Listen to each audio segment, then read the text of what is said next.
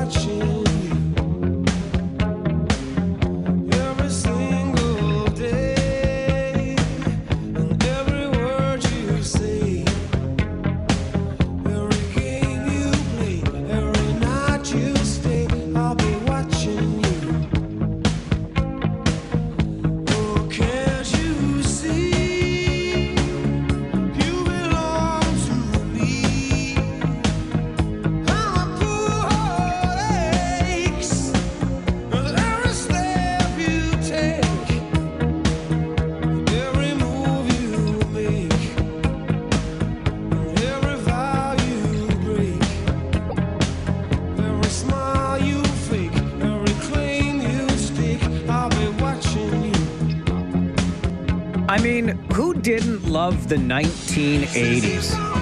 When you could record and release a song that goes to number one that's about stalking, but everybody just thought it was a nice romantic love song or something like that. It's a little bit of a joke, but it was on this day in 1983, so we're taking you back 42 years. And that is when the Police started a 4-week run at number one with Every Breath You Take. Turns out to have been the group's fifth and final number one single. Every Breath You Take would go on to win Song of the Year and Best Pop Performance for the song at the 1984 Grammy Awards. But it was on this day, June the 4th, 1983, that the Police took Every Breath You Take to number one on the singles charts. 6 minutes after 9 on this Wednesday morning.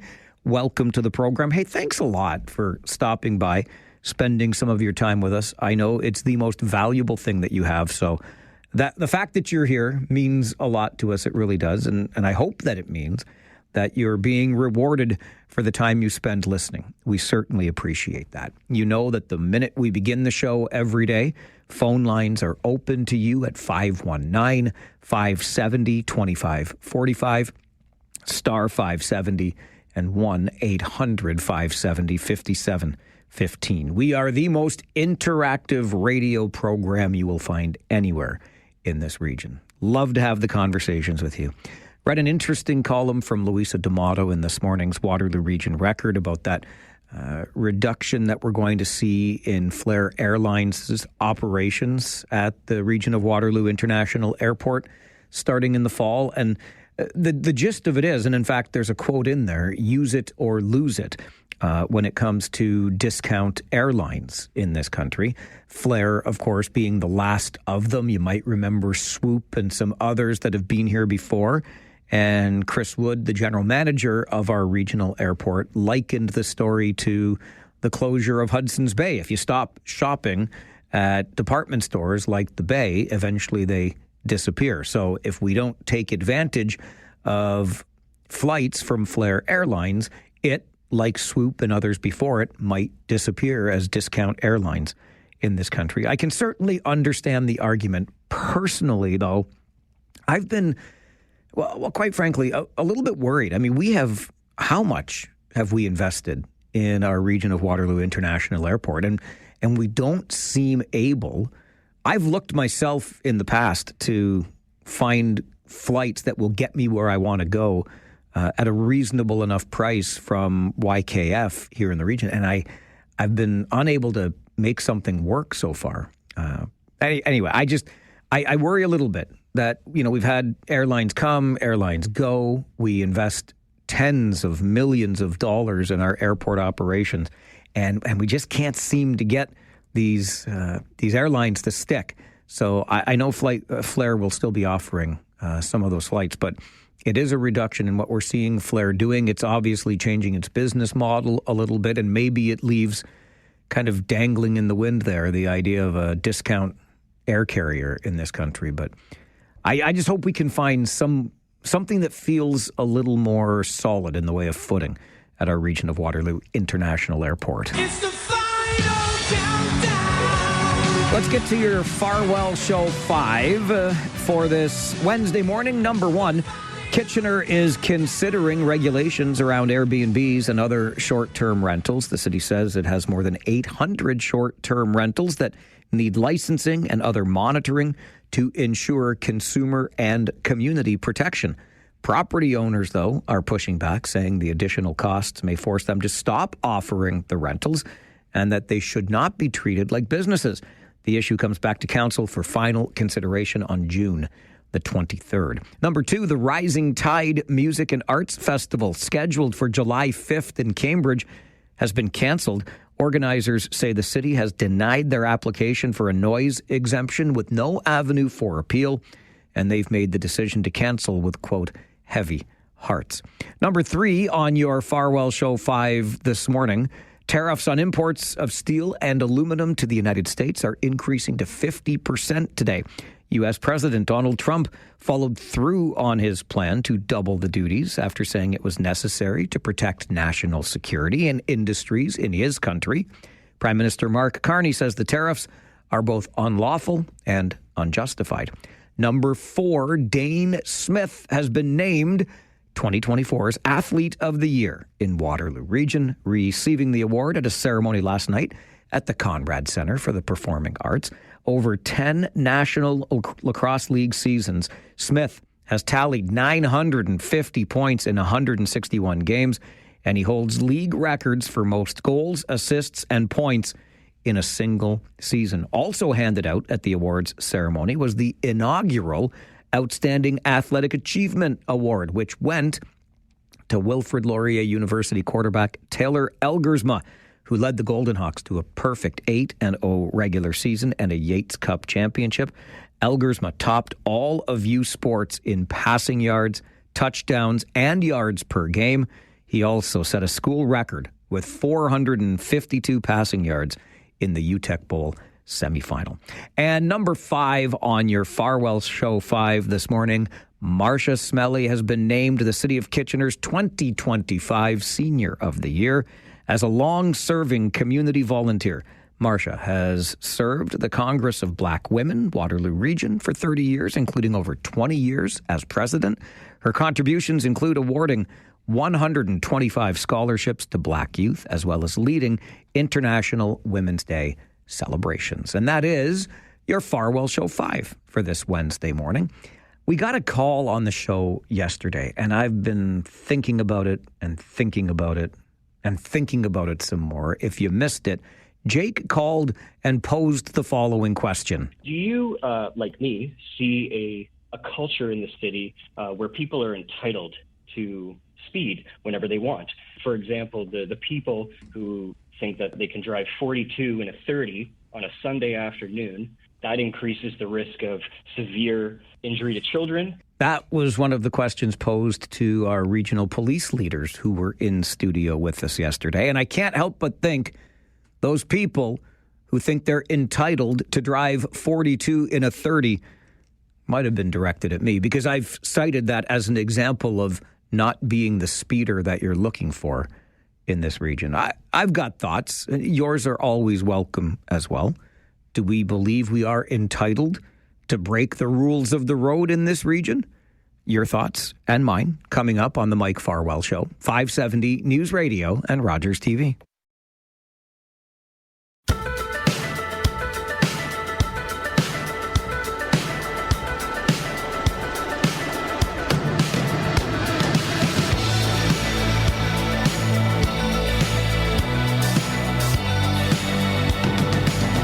As I suspect you have heard by now on the show and might well be getting sick of hearing me talk about it.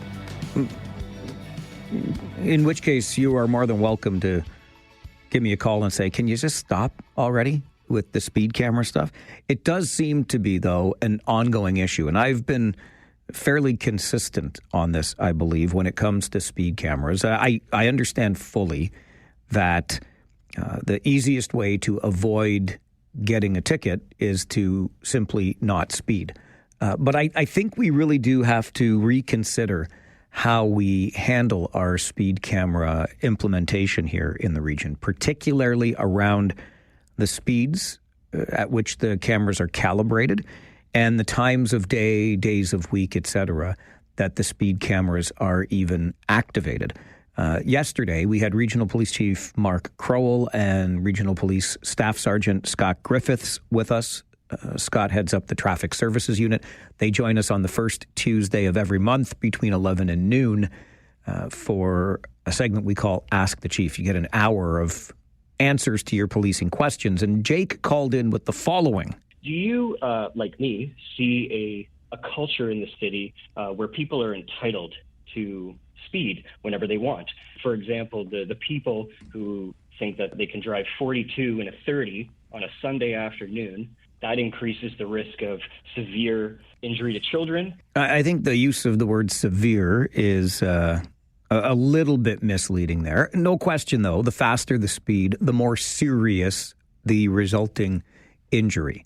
And I have talked about this when it comes to speed cameras quite a bit. Those Sunday afternoons, those Christmas mornings, those summer holiday times when what I believe to be arbitrary speed limit of 30 is still being enforced. And I have many times said that the person driving 42 in a 30 is not the kind of maniac you're looking to catch with these speed cameras. If you really want to make an impact, do what North Dumfries Township is doing and get the data that shows that the greatest speeds, thus the greatest risk, are on these roads and put the cameras there.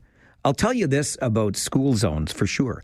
The people who are speeding in a school zone, driving 42 in a 30, for example, on a Sunday afternoon or at any other time, if you are worried about the safety of our children and our education staff around schools, then you should talk to the people living in that school neighborhood, because those are the people that are driving in a way that makes the neighborhood unsafe.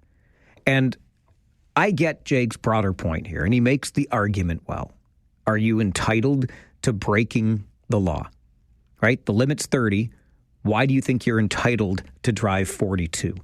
I might flip that around another way and say, what I think I'm entitled to do is challenge a law that seems to be arbitrary.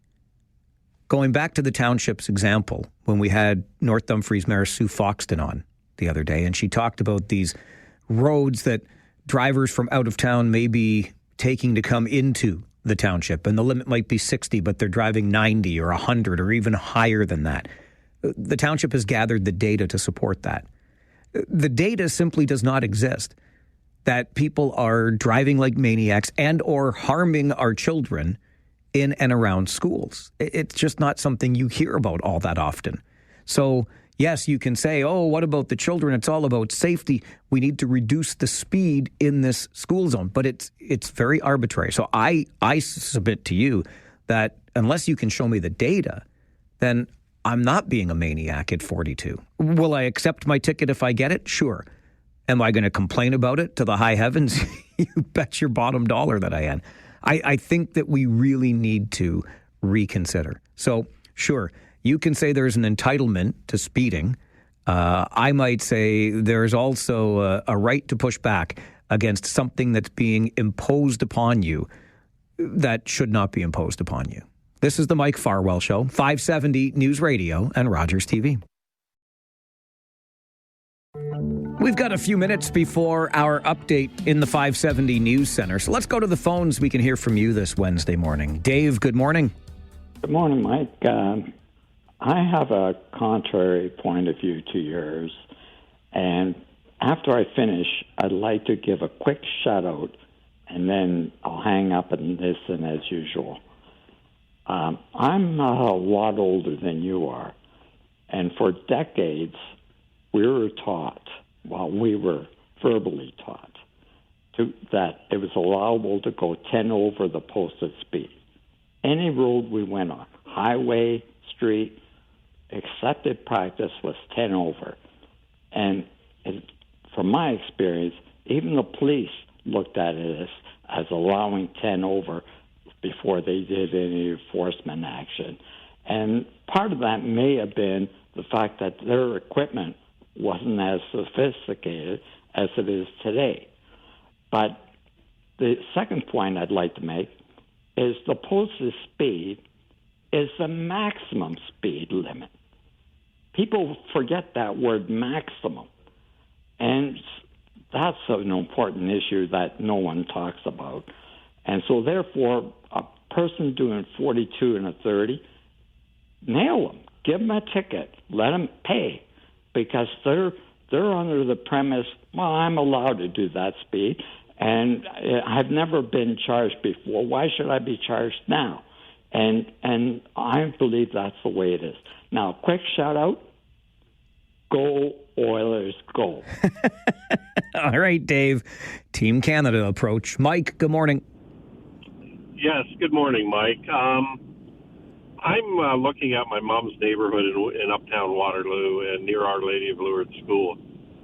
They have speed bumps. They've narrowed the streets. They have four-way stops.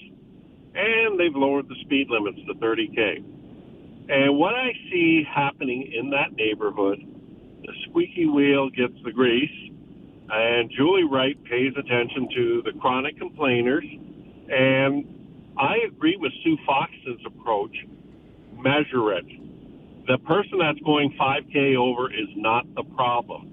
The person that's running the four-way stops at an excessive speed is the problem. The people that are letting their kids off on Roslyn Street and they run across the road with wild abandonment are a problem. Now, I think what needs to happen here is some sanity needs to be brought into place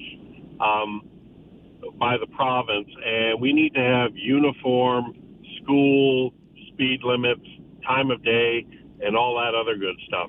Now, for these chronic complainers in Waterloo who seem to get the squeaky wheel and grease, may I suggest the city council get a bunch of vibrators so these people have something to do.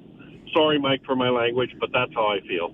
That is a direction I did not think speed camera talk would go. But there you go. Dave says, don't speed, period. The sign says maximum. Mike says, let's restore some sanity to the process. That's what makes talk radio interesting. We've all got a different point of view. How do you feel about strong mayor powers? I've got some thoughts. We'll talk about them coming up on the Mike Farwell Show, 570 News Radio and Rogers TV. Americans love using their credit cards, the most secure and hassle-free way to pay. But DC politicians want to change that with the Durbin-Marshall credit card bill. This bill lets corporate megastores pick how your credit card is processed, allowing them to use untested payment networks that jeopardize your data security and rewards. Corporate megastores will make more money, and you pay the price. Tell Congress to guard your card, because Americans lose when politicians choose. Learn more at guardyourcard.com.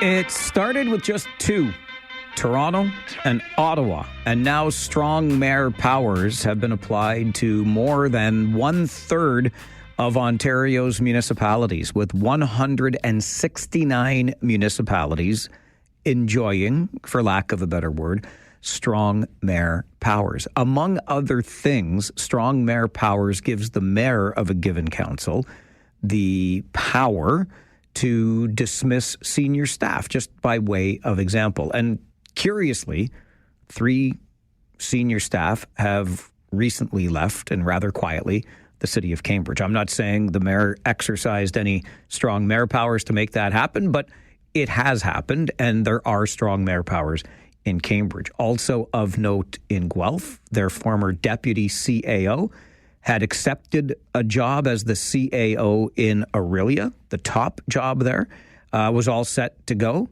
had gone through some onboarding, got his new laptop, etc. And then the mayor of Aurelia said, nope, you're not going to be hired. After all, I'm appointing somebody else. And so the former deputy CAO in Guelph is now still just that. He did not get the job in Aurelia. Peter Wollstonecroft is a retired professor of political science from the University of Waterloo. Joins the show. Good morning, Peter. Good morning, Mike. You warned me about this. I recall so many warnings. You do, but I recall a conversation where you expressed concern around the expansion of strong mayor powers. Have we gone too far? Well, it's certainly a radical change in the way that the municipalities are organized, because at one time, and it is still the case in many municipalities, that the mayor and the councillors have equal standing. So we had what's called a weak mayor system, and now we're moving towards the strong mayor system. So and we have to, I think, understand what the province is saying. First of all, they're making the point that the municipalities are entirely dependent upon what the province of Ontario wants. So they're just children of the government of Ontario. Second, I don't think the Conservatives like ward politicians, and they can't get rid of them. But by emphasizing the mayor, they're saying, well, this is the only person who is at large elected in the community and represents the whole community rather than just a small part. And also, let's think about the political objectives that the province is talking about. And Doug Ford has made a big deal about building homes. And he knows that all the building of home action is at the municipalities. And if the municipalities are not moving on it, then he has a problem, because he's made a promise to build so many houses, 1.5 million by 2031, not too far away.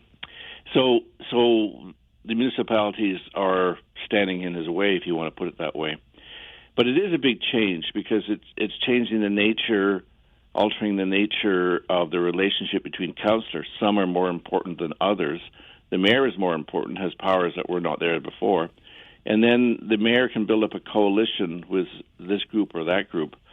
And so it's divided the councils. They used to be, the idea was that councillors would come with their different perspectives, and they would have discussions and try to reach great agreement, if not consensus. And so I think that's going to fall by the way. A councillor in the small municipality of Brockville in eastern Ontario likened this to the authoritarian tendencies of U.S. President Donald Trump, and is concerned that municipal councils here in Ontario might go the way of politics south of the border. Are our strong mayor powers ripe for any abuse, Peter? Well, so the conservative in me, nothing to do with any political party, says politics is always subject to abuse, and power corrupts, and absolute power corrupts absolutely. And so I believe that, and I'm very cautious about the extension of the state power, and that's what's happening here. And then politicians will use this for better or for worse. And the long history of Ontario, and you'd be glad to know I'm not going to go through it, but the long history of Ontario is centralization. So things that were decided at the local level, the local township, the local city, whatever, are more and more in the hands of the province. School boards, for example. I used to be a big supporter of school boards, and now I ask a question, which I know you've asked, is who are these people and why do we have them? Because they do very little, and most of the action is at Queen's Park, for better or for worse. So this is we say we have the centralization of police services, centralization of health services, so on and so on and so on. So, and that means the strong state, and the stronger the state, the less the voice of local people. So the only thing that stops Doug Ford, I remind you that he's the most popular premier in Canada, and there's nobody even reasonably close to him, and so he's able to do all this kind of stuff because there's no resistance. The two opposition parties are inconsequential in terms of opposing him, and the public at large is not too excited about any of this stuff. But yes, there's a lot of hot rhetoric coming from Brockville. However, there is a tendency for the state to get stronger and stronger and stronger. And we see that happening all over the place. Do you foresee any potential future where this gets rolled back and these strong mayor powers are rescinded?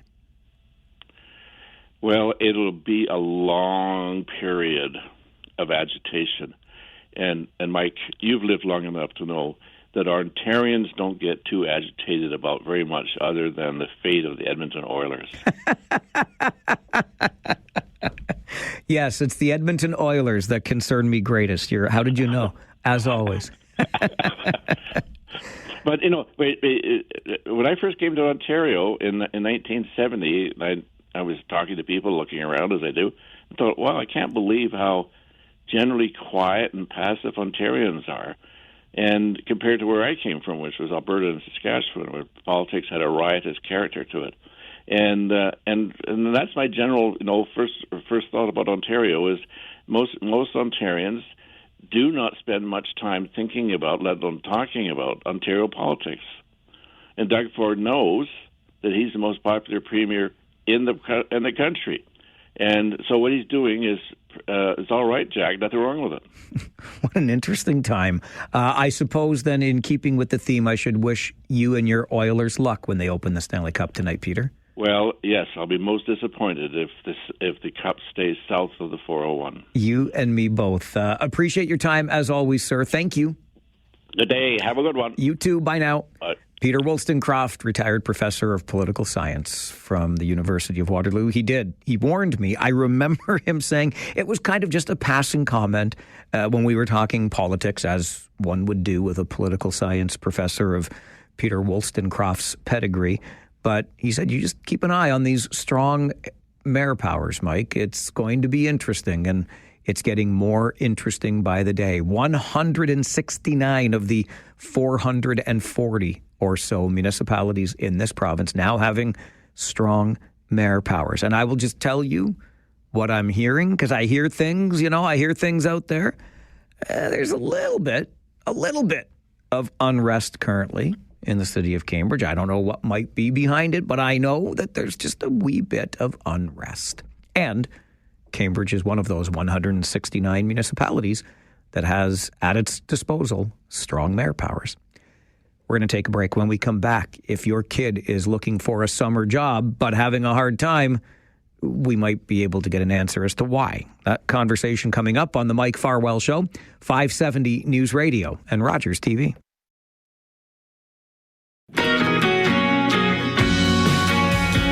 Well, if I may repeat a phrase I was just saying moments ago, I hear things out there. I try to pay attention. You tell me stuff.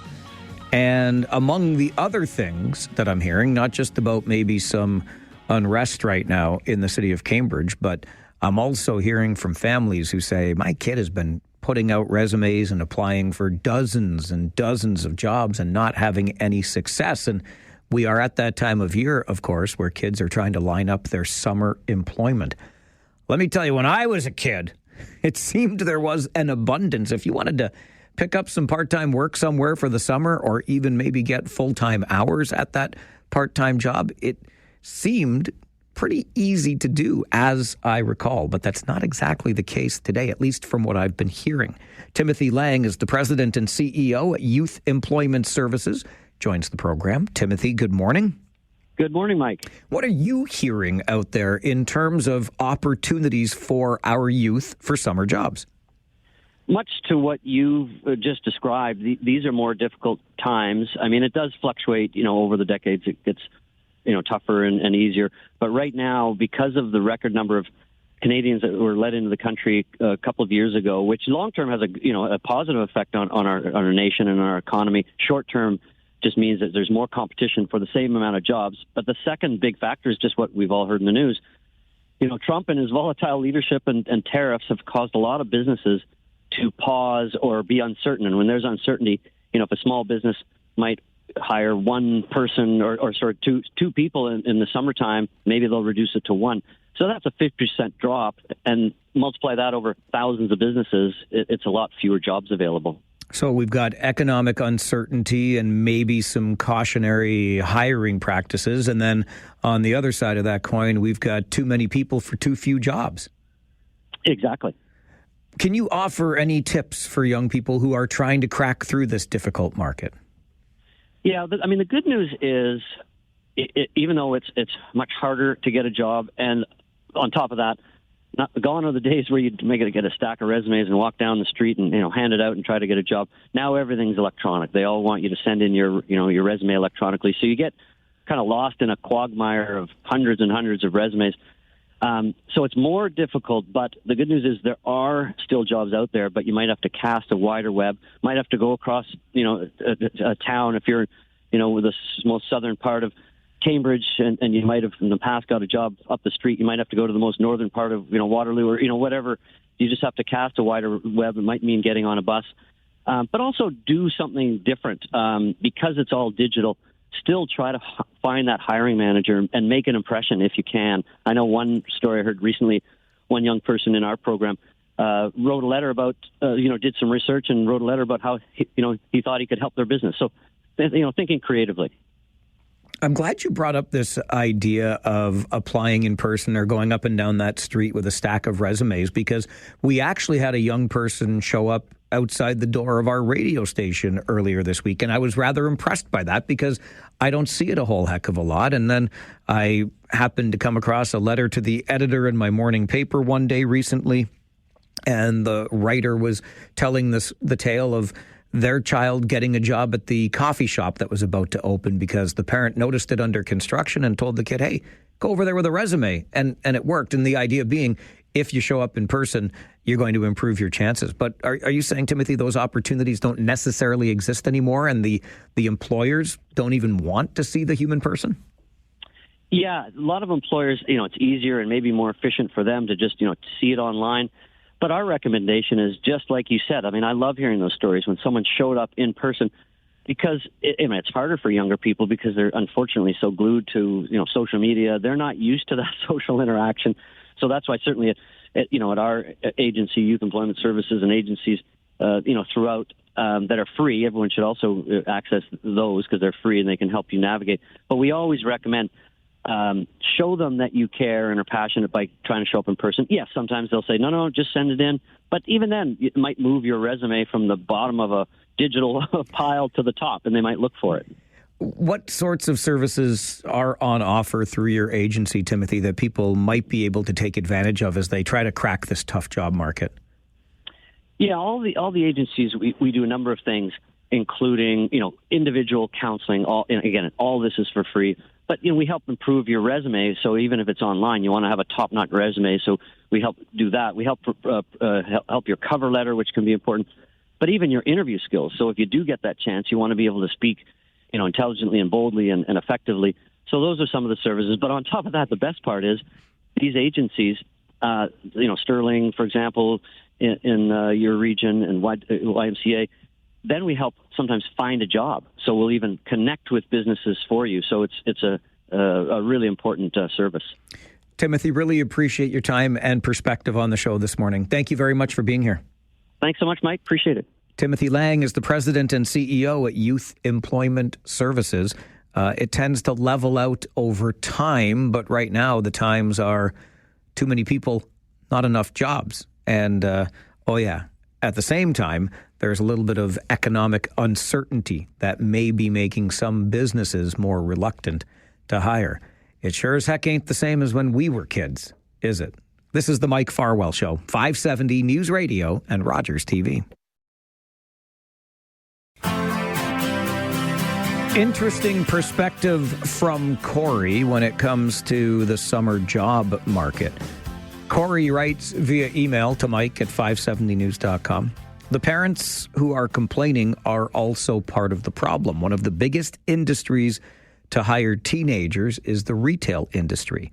So when parents keep doing 95% of their shopping online, they are helping to take away the very jobs that their kids would be applying for. It's an interesting perspective. I hadn't really thought of that, but it makes sense on some level, although I would submit to you that the kids also are the ones shopping online, hence the resumes that go out en masse online. I don't know, that kid that showed up outside our radio station earlier this week, it might be the first one I've seen since we've relocated to this building, which is the better part of a decade now. So I don't know, a little bit hard to figure, but it's just different. It's just different than when we were kids. I don't recall ever having a tough time finding summer work. It seemed to be in abundance when I was a teenager in the mid to late 1980s and even beyond. When I was in post-secondary at Conestoga College way back, I had multiple part-time jobs on the go. It didn't seem tough to cobble together some sort of income stream. And one of the other things I did in the summertime, if I didn't find something that I particularly liked or I wanted to supplement my income, me and my lawnmower had ourselves a time, let me tell you. Well, me and my dad's lawnmower, I guess, is the more accurate way to put it. But we worked out an agreement. I paid for the gas. I might have even given a little bit for maintenance and wear and tear. I'm not sure. He might have given me a break on that one. But either way, have lawnmower, we'll cut for $5 at a time. Some lots, I even made $10, and one, Doc Friday's place, $15 I got paid to mow that lawn. It was a corner lot. It was a big property. It took some time, but I felt like a wealthy man back then. Me, my dad's lawnmower, and $15 in cash from Doc Friday's place. Good times. All right, we're going to get you to the 570 News Center for an update. And then, this being Wednesday morning, we check in with Tom Korski, the managing editor of the Blacklocks Reporter. Definitely a site I think you should have on your repertoire for information, blacklocks.ca. But among other things, we'll talk about the, quote, large shift in public opinion when it comes to children's vaccinations. That conversation coming up on the Mike Farwell Show, 570 News Radio. Americans love using their credit cards, the most secure and hassle-free way to pay. But DC politicians want to change that with the Durbin-Marshall credit card bill. This bill lets corporate megastores pick how your credit card is processed, allowing them to use untested payment networks that jeopardize your data security and rewards. Corporate megastores will make more money, and you pay the price. Tell Congress to guard your card, because Americans lose when politicians choose. Learn more at guardyourcard.com.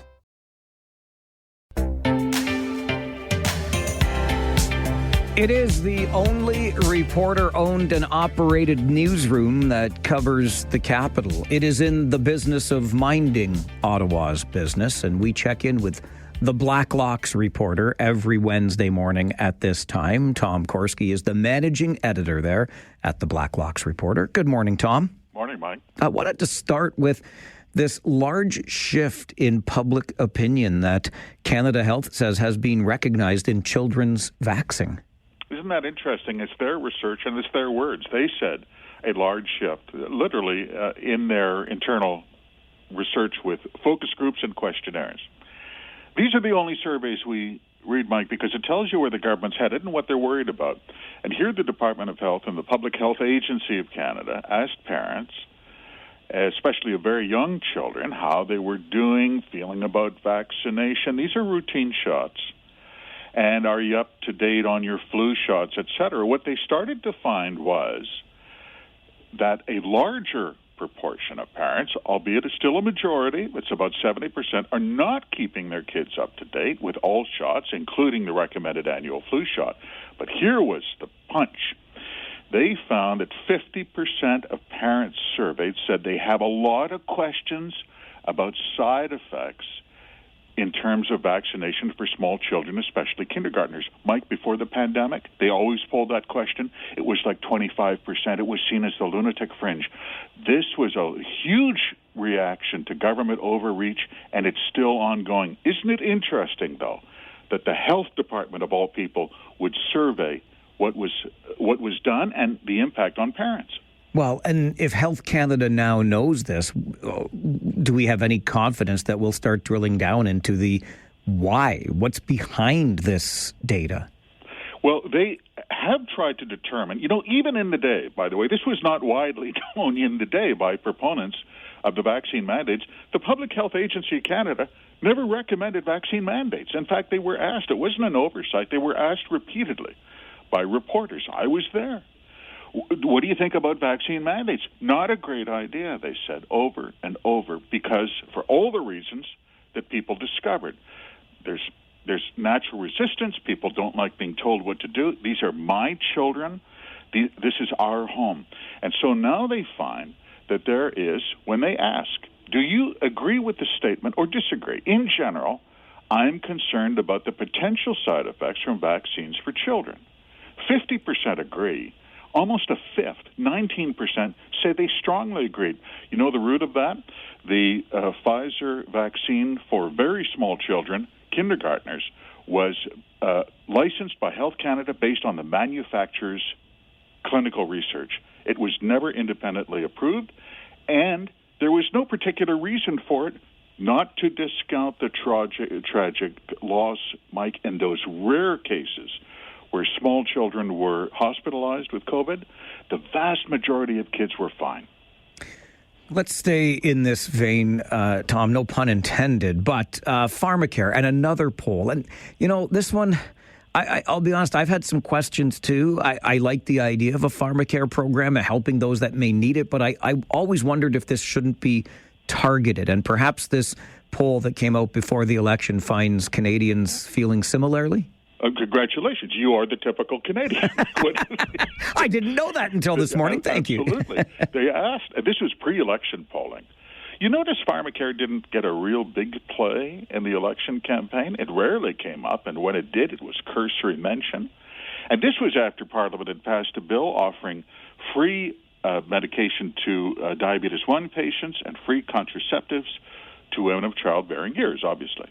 And what they found was they asked people, hey, what about pharmacare? It's a pretty good idea. And they found that skepticism. It was, and these were focus groups with people who immediately qualified for the benefits, diabetics. And over they said, oh, I bet there's going to be a bunch of strings attached. I bet it's going to be income tested like the dental care. I bet I don't qualify. But anyway, I'm going to have to figure out how to fill out forms in triplicate. It was not a showstopper, but this was the whole hallmark of the 44th Parliament, Mike.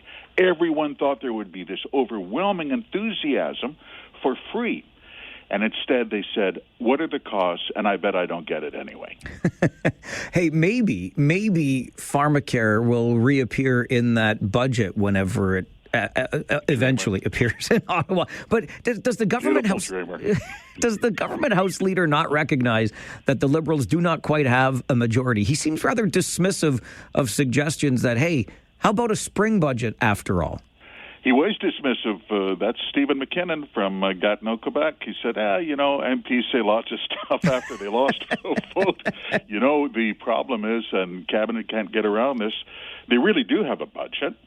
They just don't have a budget bill. And the problem is, in a budget bill and a full budget document, they would have to say a crucial number that must remain hidden at all cost. And that's this year's deficit. Mike, last time they hid the deficit, last Christmas, it went up 55% to $62 billion. That's the figure they want to keep under wraps. Okay, one other figure that I'm really interested in, and the front page on one of my morning newspapers today alluded to changes in immigration policy and how different Mark Carney seems to be. The consumer carbon tax comes to an end. Now there's going to be changes to immigration. But do we know, Tom, how many illegal immigrants currently reside in Canada? They literally do not. This is not conjecture. They say so. We've seen the internal briefing notes from the Department of Immigration. They have said we do not know. It could be as high as 500,000. And the House of Commons, MPs have suggested it could be as high as 1 million. These include illegal immigrants and students whose permits have expired and now they're Uber drivers. How many? What did the department say in its briefing notes? This is their words. There are no accurate figures representing the number or composition of undocumented immigrants. The figure could be as high as 500,000, end of quote, wow.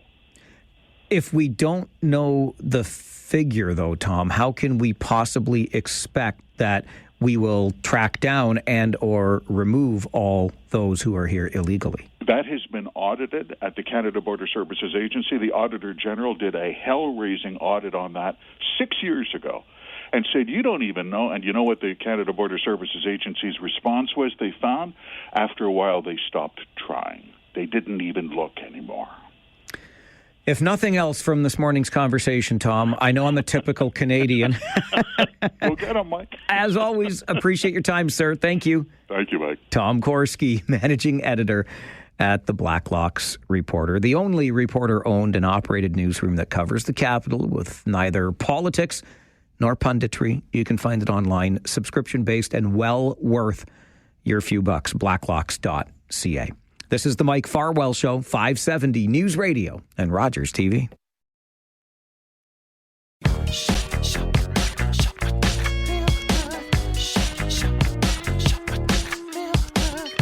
Have you ever taken that big risk?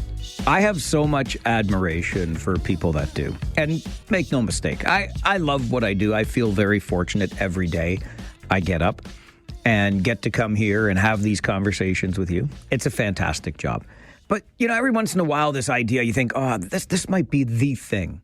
Or maybe you're one of those that's not as lucky as I am, and you go to work and think, it's not really filling my bucket, I got to do this other thing, but there's the security and the maybe just, I don't know, the lack of enthusiasm. Well, our next guest did take that big leap, did take that big risk. And boy, oh boy, does it ever seem to be paying off as we welcome Destiny Moser to the show. Destiny is the founder and executive chef of Food Zen. Destiny, good morning. Good morning. Thanks for having me. That's an absolute pleasure. The story is one that really resonates with me because you were in the corporate world and decided, you know what, this food idea is something that you're passionate about, and you took the big risk. Yeah, I don't know how much I decided it. I was bored in COVID and was kind of looking cooking classes to take. And I came up to school at the time called Liaison College. It's now called Top Dukes. We're offering a 6-week program where you could kind of get your culinary degree. And as a foodie, my passion is food. It's my love language. I thought it would be super fun to take. And I learned about personal chefing and decided to, take the leap. It can't be my family that's the only one struggling to get healthy, whole foods on the table. So how does Food Zen work, Destiny? Yeah, so we have a couple different options. If you have a lot of dietary restrictions, maybe you have medical issues, maybe you're a picky eater, we offer a personal chef program where we will create custom menus, do your shopping, all your groceries, cook, and leave it in the fridge with reheating instructions. If you just want foods that are whole and trying to avoid as many proteins as possible, we also have a pre-made meal delivery service. We put a menu up every Friday, and we deliver every Wednesday. And part of that is we also have a kids' lunch program. So if you're just tired of cooking kids' lunches in the morning and you want to make sure that your kids are getting the right nutrients they need, we also do kids' lunches. You have just now, too, taken this from an online program to a bricks and mortar location in Hespeler. How did this come about? So we were using ghost kitchens up to the point, and that worked for us, especially when you're starting out in the food business. It's not always sensible to just go and buy. So just to try out your product, we were able to find some ghost kitchens in the region for the last 3 years. We outgrew them. We just got to the point where we needed more space. We really want to focus on our Indigenous teaching, a lot of hands-on learning classes, trying to find space for that. And we have this idea of bringing our sauces, which have very little preservatives in them, to the market. The space is something we could expand on. So what does the new space offer you as a business owner and us as the public, Destiny? So for the new space, it's definitely our main priority is that production kitchen and trying to get all the foods made and delivered. Also be able to offer pickup service now. So if you're not in Waterloo or Cambridge where we currently deliver, maybe you're in Baden or Wellesley and you work in the area, you can stop in and pick up. It's also going to teach kitchen. So we're going to start classes once or twice a month. Some of them will be Indigenous, some will be about international foods, and other be about just helping families figure out a better way to shop hyperlocal, ultra-seasonal, meal prep, and help save them money. And then we hope to work with other chefs or even other business owners who maybe have a hot sauce product or a spice that they're using, anybody in the food industry, to collaborate and come up with some pop-ups. Hessler is an amazing area to be in because the main street shuts down July and August on the weekends for pedestrians only. So there's a real opportunity to showcase not just Food Zen, but other business owners in the area who are in the food industry and maybe don't have their own brick and mortar. Where can we find you? We are at 12 Queen Street East in Cambridge. 12 Queen Street East. And you're right, with the pedestrian-only access that Hespler does through the summer weekends, certainly will bring some foot traffic by and a chance for people to see up close and personal Food Zen. It's a great story, Destiny, and I really appreciate you making time for the show this morning. Thanks for being here. Thank you. Destiny Moser is the founder and executive chef of Food Zen. I apologize for the audio that was breaking up. It was one of those where it just wasn't quite breaking up enough that I wanted to interrupt. Maybe I should have tried for a better line. Maybe someday in the future. I mean, this is a great success story as Food Zen grows out of ghost kitchens into its bricks and mortar location on Queen Street in Hespler. Maybe as businesses like this continue to grow and we can tell stories like this, we can also tell them from, like, how many more years do we need to have cell phones before they operate flawlessly? I'm curious about that. Maybe you know the answer. This is the Mike Farwell Show, 570 News Radio and Rogers TV. I don't know how much I live up to that voice of reason idea, but I certainly try. I'll let you know what's on my mind. I'll try to give you a reasonable example of why I feel that way. Some other times, the big voice will tell you that if it's happening in Waterloo region, you're going to hear about it on the Mike Farwell Show. And we definitely try to live up to that.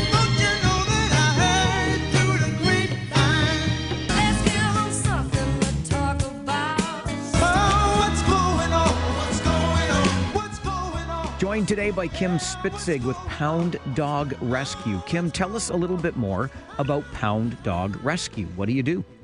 Well, we are a local foster-based rescue, and what we do is we save dogs from pounds and shelters and the puppy mill industry, and we put them in loving foster homes. We get all of their medical needs taken care of. We get them all trained. We get them perfectly to the point of being a wonderful adoptable dog, and then we adopt them out to loving families. How do you rescue the dogs? Do people get in touch with you? Are you always on the lookout? Yeah, no, so we have a lot of shelters that will get in touch with us directly. We're also part of many rescue groups, and we get dogs that are from the puppy mill trade, where we take those dogs as well to give them a better life. So it's within rescue circles that we get most of our dogs. We don't do owner surrender dogs because we are dedicated to the dogs who don't have a voice and who don't have people fighting for them. Obviously, the work that you do requires funding, and to that end, a golf tournament coming up in July. So we are 100% donation-based. We don't get any government funding at all, and our adoption fees do not cover the cost that we put into the dogs. So we are completely reliant on donations and fundraising. How is it that people can get involved in your charity golf tournament? So if they go to our website or on our social media, there's postings about it. Our website is pounddog.ca, and we have lots of information, or they can email us or direct message us on social media, and we'll gladly give them information. Sadly, I guess it's not the sort of business where you're ever short of work, is it? No, we are constantly going. We actually have a litter of puppies in our care right now, so that's keeping us super busy. Anybody that's interested in adopting a dog can certainly visit our adoptables page on our website or follow us on social media and see all of the dogs that are posted for adoption. But yeah, we are constantly busy. Remind us again, Kim, what that website is and where we can find you on socials. Yeah, it's pounddog.ca, and we're on Facebook and Instagram, pound.dog.rescue. Keep up the great work, and thanks so much for joining the show. Appreciate it. Thank you so much. Kim Spitzig with Pound Dog Rescue. I'm on the site right now, pounddog.ca. And look at that. early bird pricing for the golf tournament, $190 per person if you get registered today. Just visit pounddog.ca to learn more. Kim and her team are doing some great work to ensure that animals find those forever homes, as we like to say. All right, we're fast approaching an update in the 570 News Center. Before 11, we will tell you about the Battle for Breath, a fundraiser that's coming up this weekend. And we're going to stay in the theme of dogs for just a moment because it's a trailblazing facility dog at work at the Child Witness Center in Kitchener. You'll learn more about it coming up on the Mike Farwell Show, 570 News Radio. Americans love using their credit cards, the most secure and hassle-free way to pay. But DC politicians want to change that with the Durbin-Marshall credit card bill. This bill lets corporate megastores pick how your credit card is processed, allowing them to use untested payment networks that jeopardize your data security and rewards. Corporate megastores will make more money, and you pay the price. Tell Congress to guard your card, because Americans lose when politicians choose. Learn more at guardyourcard.com.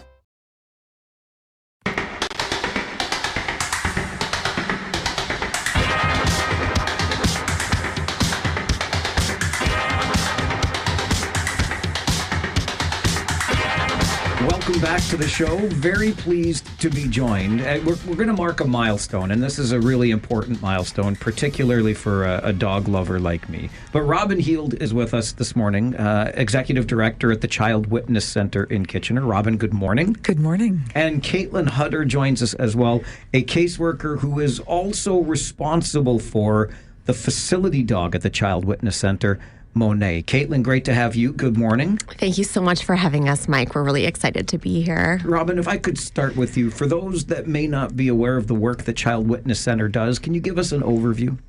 At Child Witness Center, we serve children and youth in their most traumatic and vulnerable time. We walk with them through the entire investigation and judicial process to give them the tools that they need to get through that trauma in their life. And Caitlin, one of the ways I think we really help these young people that are coming through the Child Witness Center is with facility dog Monet, who's a bit of a trailblazer in the space. But tell us about Monet, the facility dog at Child Witness Center. Right. So Monet is the only facility dog who is currently employed in the region of Waterloo. She is turning 9 years old in a week, which is pretty wild. She's been with our team since 2020. She's our most valuable employee, of course, the busiest of us all. I'm in charge of taking care of her Outlook calendar. So that in itself is a full-time job. Monet has been such an incredible addition to our team, truly. She's a light in a very dark time. When children and families are coming to the Child Witness Center, it's often not for something good. They're there for a reason. They're not there just to kind of hang out with us. So it is very heartwarming to see kids and young people get excited to come in and get excited to come back because they get to cuddle with Monet. That is something, we certainly didn't experience before. I mean, the humans are great, but there's nothing better than a beautiful golden retriever. She is beautiful. Yeah. I have enjoyed her social media feeds, and she will celebrate her 9th birthday in human years on the 14th. How do we mark Monet's birthday? Ooh, we have a couple things in store for Monet. You know what? You're going to have to just check out her Instagram and keep following. For those who don't follow, she's at NSD Monet, the facility dog, on Instagram. We have a couple things in store for our birthday girl, and we celebrate her every day like it's her birthday, but it's not every day she gets some cake and some extra special treats. So she deserves it all. She does. Absolutely. Now, Robin, I understand there's a hope to add a second facility dog to the Child Witness Center. Monet is truly a superhero among our team, and all of our team thinks that, whether it's staff, volunteers, or our clients. And what we're really excited to do is to bring in a facility dog for our other program. So our program at the Child Youth Advocacy Center, which is based in the Camino building, is where we support children and youth during the investigation phase of their journey. And to be able to have a dog, and we're nicknaming the dog X at this point because we don't know whether it's a boy or girl or what color they will be. We're hoping to get them in the fall, and we're really, really excited to have that dog join our team, be yet another superhero, not just for our clients, but for our entire wraparound team. So over in the Camino building at CYC, we have a partnership with the Family Violence Project and so many other agencies. We're co-housed with police and Family and Children's Services, Camino Mental Health and Wellbeing, Family Violence Project, and just so many others.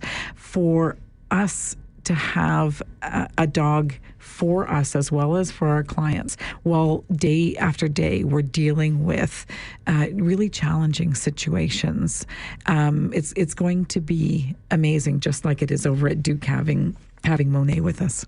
You've talked about Monet being a bit of a superhero for the Child Witness Center, and I think the community has the chance to step up and play the role of superhero here as well, because the spring fundraising campaign, it never really stops. It's a constant cycle, but fundraising is important to Child Witness Center, and I know the spring fundraiser is well underway. It's absolutely essential. We would not be able to do what we do without having the support of the community. We've got our spring fundraising campaign right now going up for the next few weeks, and we've got a matching donor for that campaign too. Someone who's very special to our team, who has some lived experience and has put forward $5,000 in matching donations. So each time someone donates in this spring campaign, up to $5,000, it will be matched by this other superhero. Where can we go about making a donation? Childwitness.com. You can make a donation right online or at our 111 Duke Street East building. All right, 111 Duke Street East or childwitness.com is the website. Caitlin, I know the work is heavy, as you've described, and then the young people that are visiting are obviously in great need, but being the caseworker that's also responsible for handling Monet has got to add a certain level of brightness to a day. It absolutely does. I feel comfortable saying this even in front of Robin. I don't know if I'd be able to do this work for this long without Monet. Again, it's that light in such a dark time, even for, for these professionals and for myself. If I'm having a really difficult time, hearing, supporting certain families and supporting during their testimony, I know Monet's there with me as well.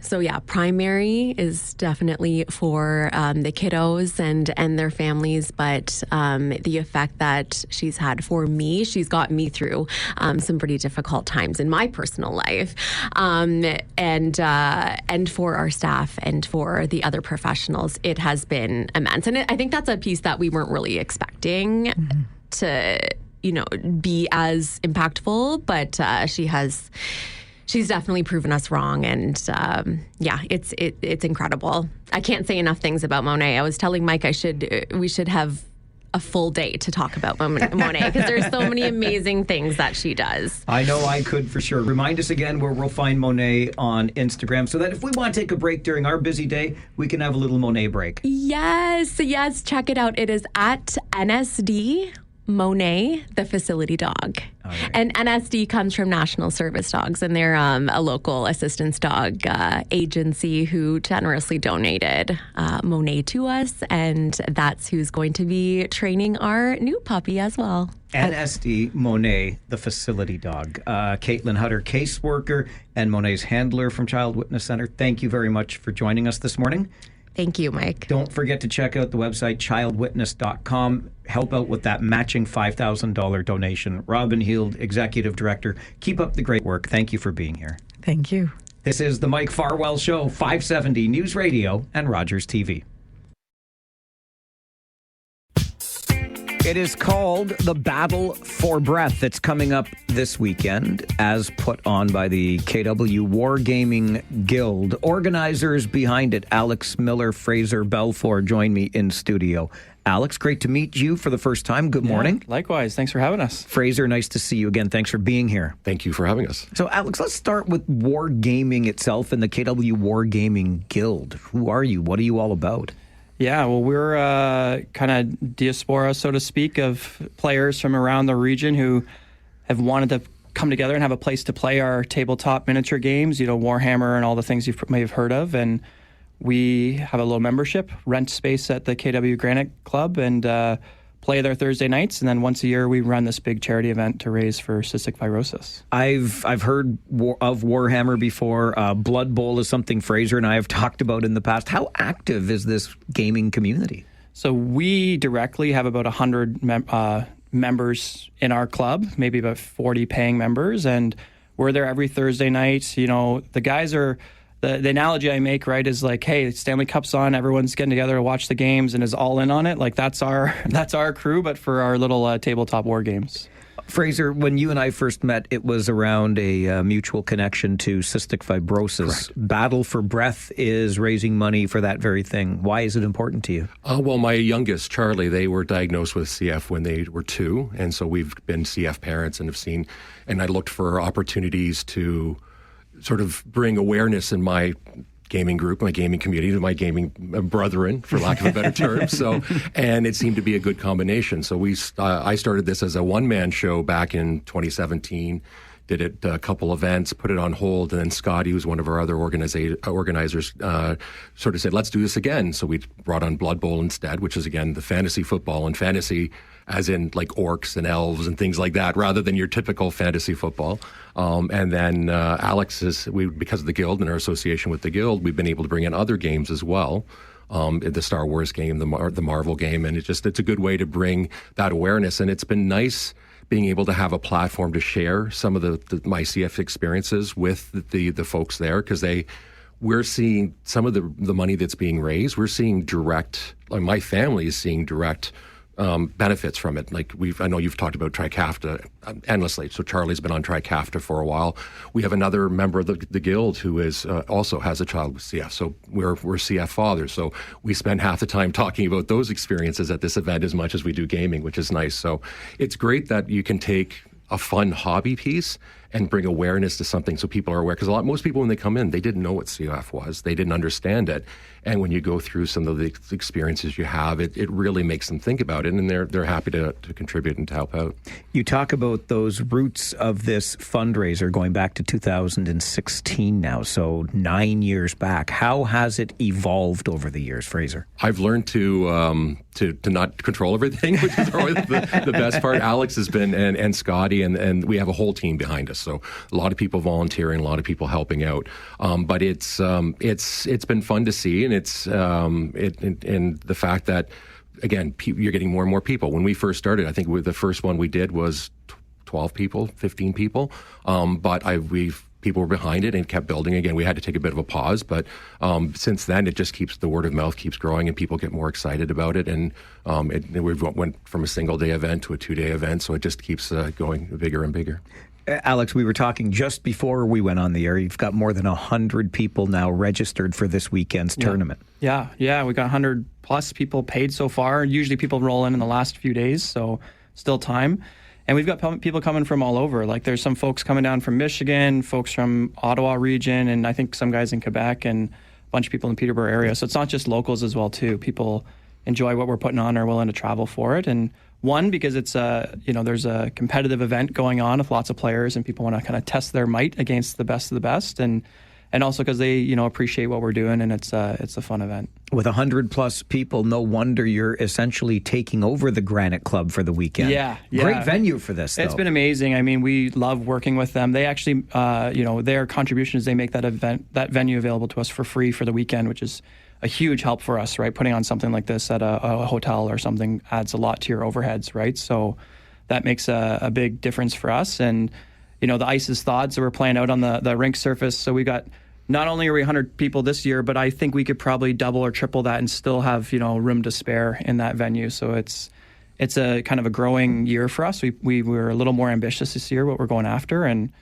everything's looking smooth so far from the planning, and all the data and the management on my end. So we're excited to run it on Saturday, Sunday, and then make it even bigger in 2026. So walk us through what the battle for breath looks like at the Granite Club this weekend over the 2 days, Saturday, Sunday. Yeah. So Saturday morning, players will show up as early as 8 a.m. to get ready for registration. Again, most of the stuff's all online, so they've kind of submitted who they're going to play for their squads. You think about who's your starting lineup, right, for your team. So you've got that all together. They'll show up. We'll go over a little housekeeping stuff, and then we go right into games. Some of these tournaments are going to be 7 games over 2 days. They're about 2 to 2.5 hours a game, breaks in between. And we just, go through a round robin, a Swiss pairing to whittle down to say who's the undefeated at the end. And they've got some prizes for those guys as well. And yeah, so it's just grinding out a lot of games with a bunch of people that you don't know, right? You've played coming in from all over the place, which is fun to meet new people and play against them. What are you hoping to raise? Last year we did about $5,000 from the event, so I definitely want to beat that. I think there's a outside path close to 10 grand, which would double that. Really kind of is depending on how deep people's pockets are when they show up, but we've got lots of, exciting potential prizes for folks to win, and we're circulating it online as well too. People can buy and spend directly at the event, but we also have a page up on CF Canada's website if you search for Battle for Breath that we're collecting donations there as well. Absolutely love it. Love to hear how more people are coming together in the fight against this still deadly disease. Fraser, what does it mean to you personally as a family with the gaming community, your other family, if you will, coming together like this in the battle for breath? Oh, it's fantastic. And again, I think for me, the biggest piece is the awareness, having people realize what's going on, having people understand what people go through and what their lives are like because of this, and how that the donations they make, coming to this tournament, it has a quantifiable effect, like the fundraising that goes into the research that gets us the things that we've gotten and the learnings that we've had over the last 20, 30, 40 years, right? So that to me is being able to do that. That's the biggest piece. Plus, I get to hang out with a bunch of people I only ever see once a year, right? It's so nice. The one thing I really did want to call out, obviously this tournament is for some of the diehard players. We do have demo places. So if anyone out there listening is, I don't know what this is, I want to see what it is, we can facilitate that as well. So this is not just for the diehard tournament people. We have demo tables. So if you want to try the Marvel game, if you want to try the Star Wars game, if you want to try Blood Bowl, we can help you out with that as well. So just to make sure it's not necessarily just for the gamers, anyone's welcome, especially if you've got younger kids, though. I mean, generally 10, I think, is usually the age that they recommend starting these games. But if anyone there wants to try something else, more than happy to support coming in, checking it out.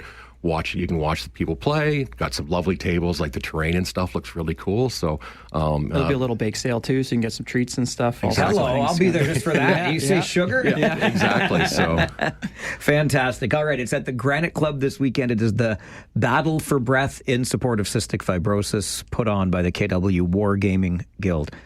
Alex Miller, great to meet you. Thanks for being here. Thank you very much. Fraser, best to Charlie, as always, you and the family, and thanks for being here this morning. Thank you so much. Fraser Balfour with us as well on the Mike Farwell Show, 570 News Radio and Rogers TV.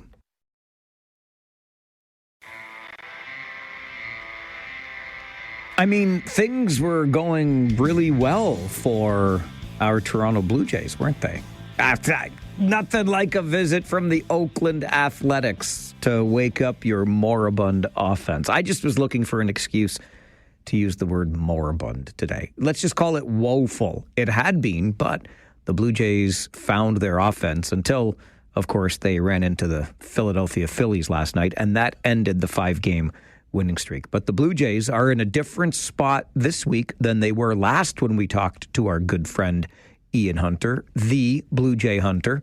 The Blue Jays are above 500. Ian joins us next on the Mike Farwell Show, 570 News Radio.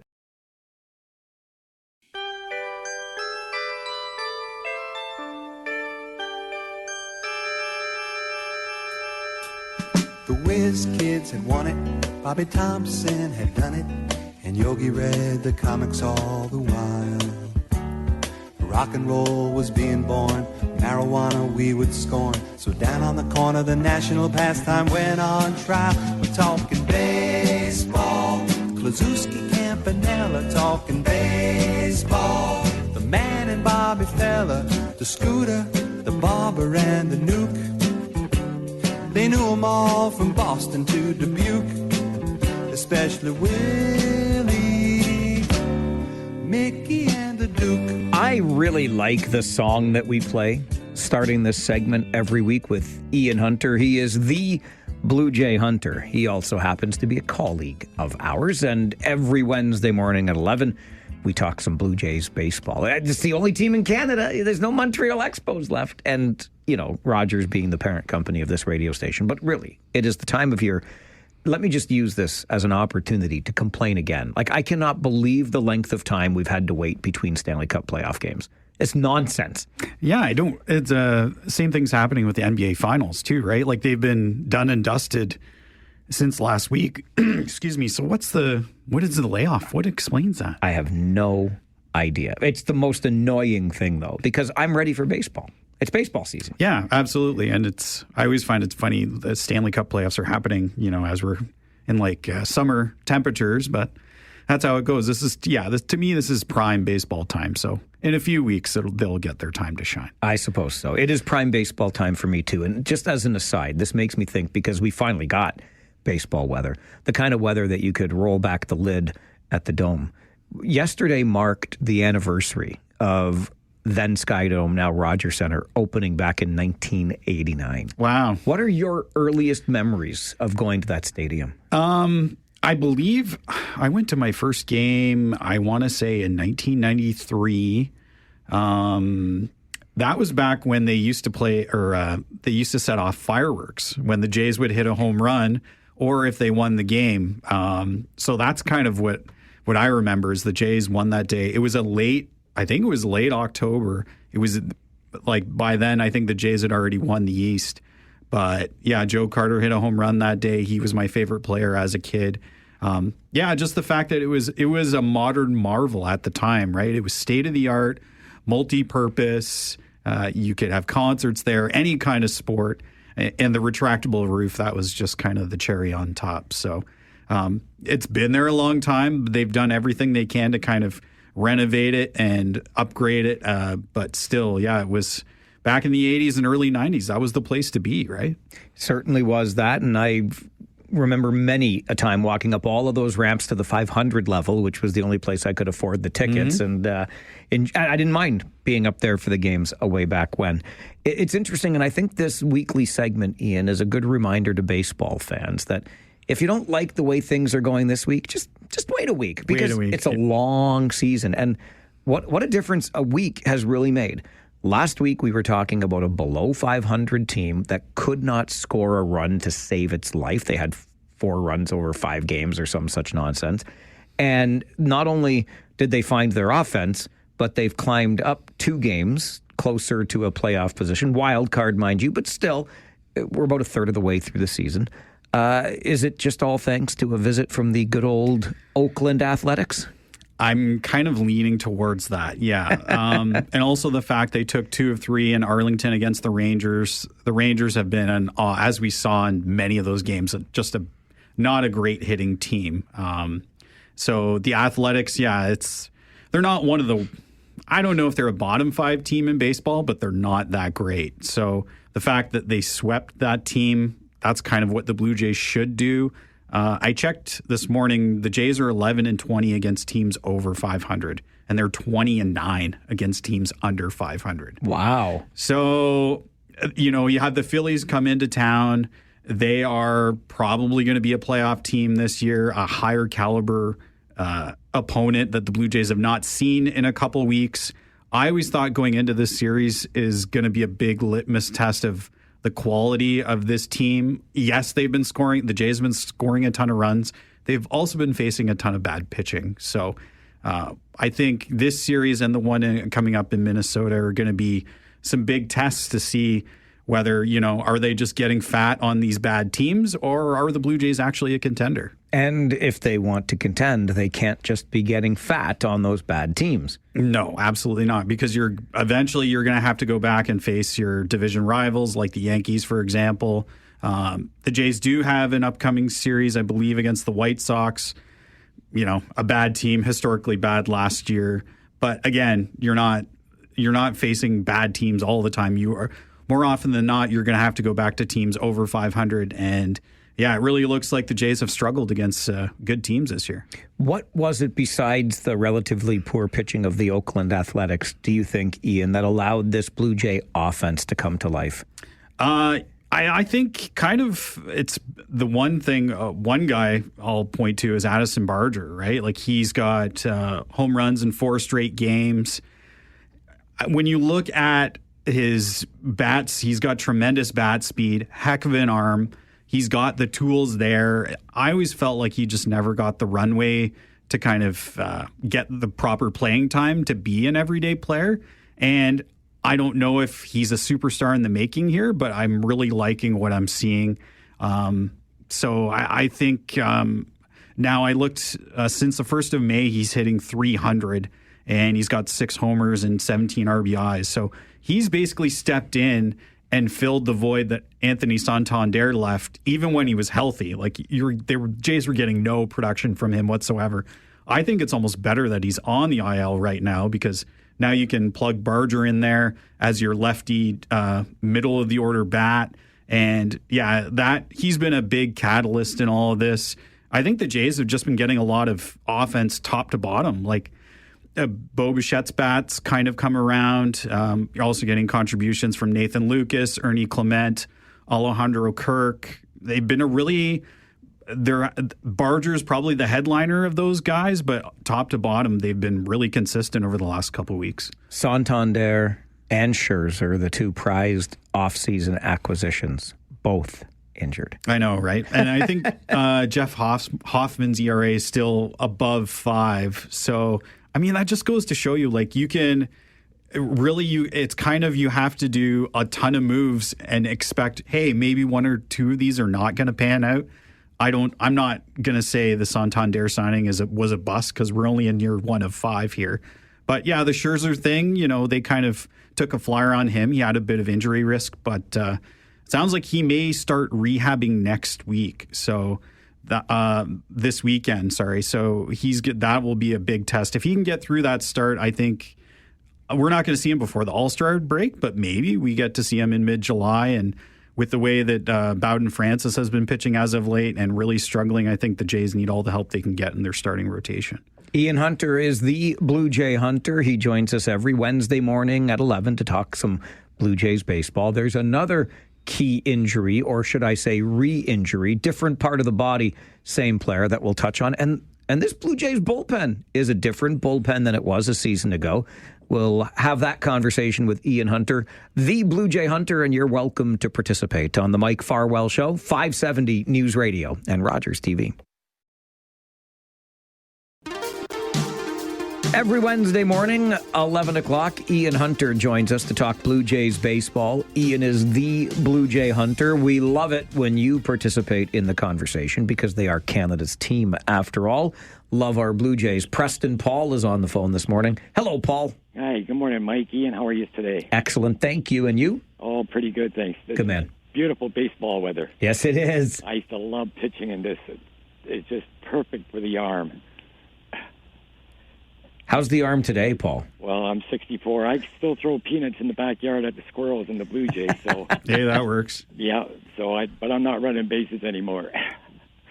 Anyways, I think Max Scherzer is worth his weight in gold if he does not even throw another pitch this year. His experience, I think, is invaluable to this team. Really? Don't you need a few innings, though? Well, I think we will. That's the kind of guy he is. I think he wants to get out there and not sit on the bench and do nothing. But even if somehow he can't, just him and his knowledge, I think is worth it. Well, we see that kind of in during the Blue Jays broadcast. There's several shots of Scherzer, like it looks like he's picking guys' brains or guys are picking his brain, and he's almost there like a fifth or sixth coach, it seems like. So yeah, I love that when he was right next to Schneider last week or the week before, something like that, where he's just kind of there talking and being real close, and the announcers making a joke of it.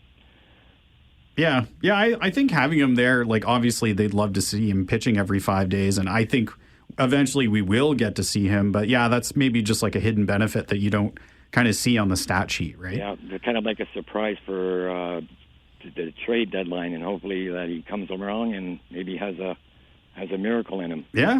All right, Paul, you keep that arm in shape just in case the bullpen needs you, okay? You got her, buddy. Boy, Paul. Yeah, Scherzer that's fine, a fifth or sixth coach making about 30 times what the other coaches make. Like, I'll sit around and pick people's brains for $15 million too. I mean, I guess just be thankful it's only a 1-year contract, and if for some reason he doesn't pitch at all, the Jays can kind of move on and replace him next year, but yeah, that's a ton of money to sink into one guy if he doesn't pitch any innings this year. All right, let's go from the starter, even though he's not pitching, but to the bullpen. And I read a stat the other day, Ian. I think it was along the lines of second worst bullpen in Major League Baseball last season, but sitting 9th ranked right now. So the bullpen is maybe a bit of a pleasant surprise. Yeah, absolutely. So last year they had a 4.82 ERA, 29th in baseball. This year so far, 3.40. They are 8th in baseball. Whew. So, I mean, that's a night and day difference, right? Like, it was, I believe, one of the worst bullpens in Blue Jays history last year, in franchise history. So it was historically bad. I don't think it could have gotten any worse. And luckily, the front office went out. They got Jeff Hoffman. I know he's had a bit of a rocky start. Brought back Jimmy Garcia. The emergence of Brendan Little has been a real nice success story, and Yariel Rodriguez coming into his own as a reliever. So I think it just goes to show you how volatile bullpens could be. You could take this cast of characters into next year, and maybe they flip the script again, and maybe they become one of the worst bullpens in baseball. I don't know, but it just goes to show you how quickly things can change and how much a bullpen has a stake in a game. All right, let's go back to the phones. David is with us as well. Good morning, David. Good morning. I'd like to ask your guest, do you think it's time that the Toronto Blue Jays need a change in the coaching, and particularly John Schneider? I mean, they did it to the Leafs. And I'm just kind of curious how his feelings is about that. Yeah, I think did we speak about this last week or the week before? I think John Schneider is kind of doing the best with what he has. When we spoke last week, I always thought it was a personnel issue, like the guys that are on the team, which is the onus is on the front office, Mark Shapiro and Ross Adkins. So I know typically when a season goes sideways, the manager gets the boot, but that happened a few years ago with Charlie Montoyo, but now I feel like if it were to go sideways again, I think you'd have to go higher. I think you have to start with the GM and go from there, because it's just, what else is John Schneider? He's not going to pick up the bat and score runs for the Jays, right? Like he needs the personnel there. The Blue Jays have not drafted and developed particularly well over the years, and they don't have a ton of depth. That's not John Schneider's call either. So again, that's a front office thing to me. Yeah.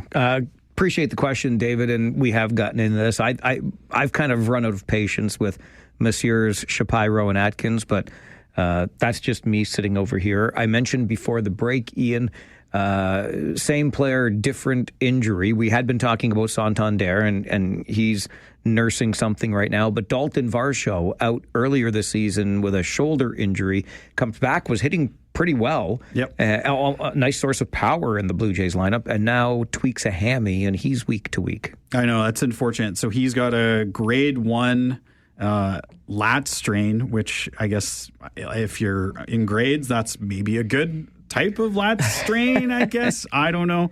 So he's on the 10-day IL. Maybe we see him back within a week and a half or so.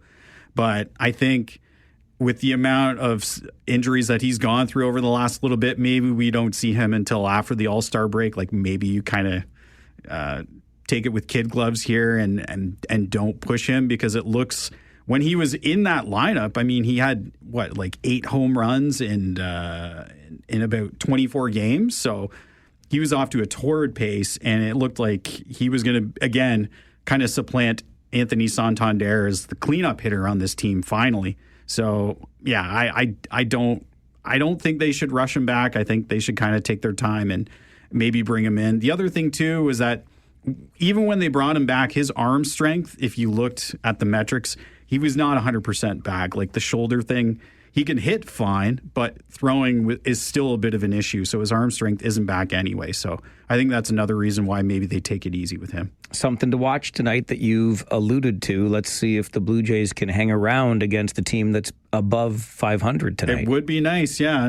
And Bowden Francis, he had an ugly start. It's kind of hard when you're down right out of the gate. So maybe a bit of a closer game tonight would be nice to watch. It was 8-3 last night for the Phillies. The Jays will hope for better, maybe even come out on the right side of it and get back to 3 games above 500. Always enjoy talking baseball with you, Ian. Thank you, sir. My pleasure. Ian Hunter is the Blue Jay Hunter. Joins us every Wednesday morning at 11 to talk Blue Jays baseball here on the Mike Farwell Show, 570 News Radio and Rogers TV.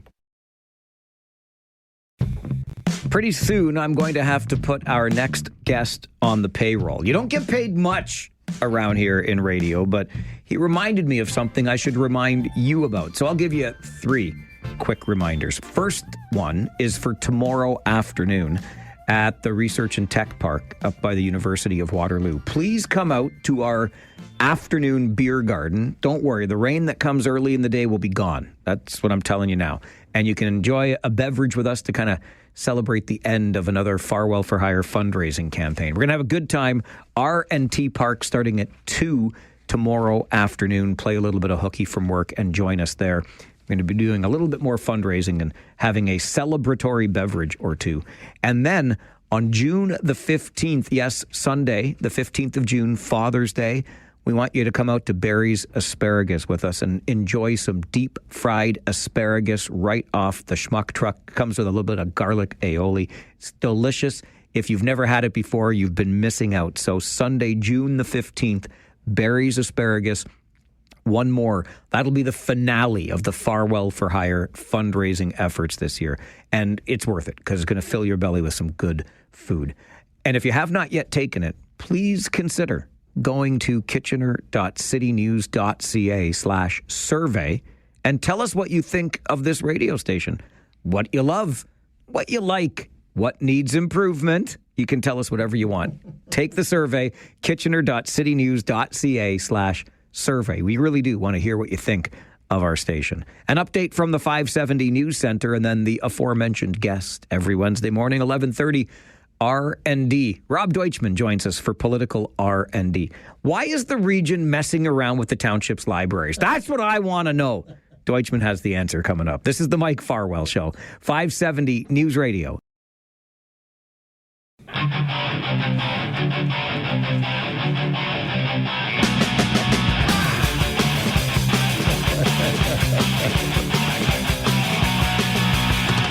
Do we have to get a radio edit of this one, Rob? It's a revolution.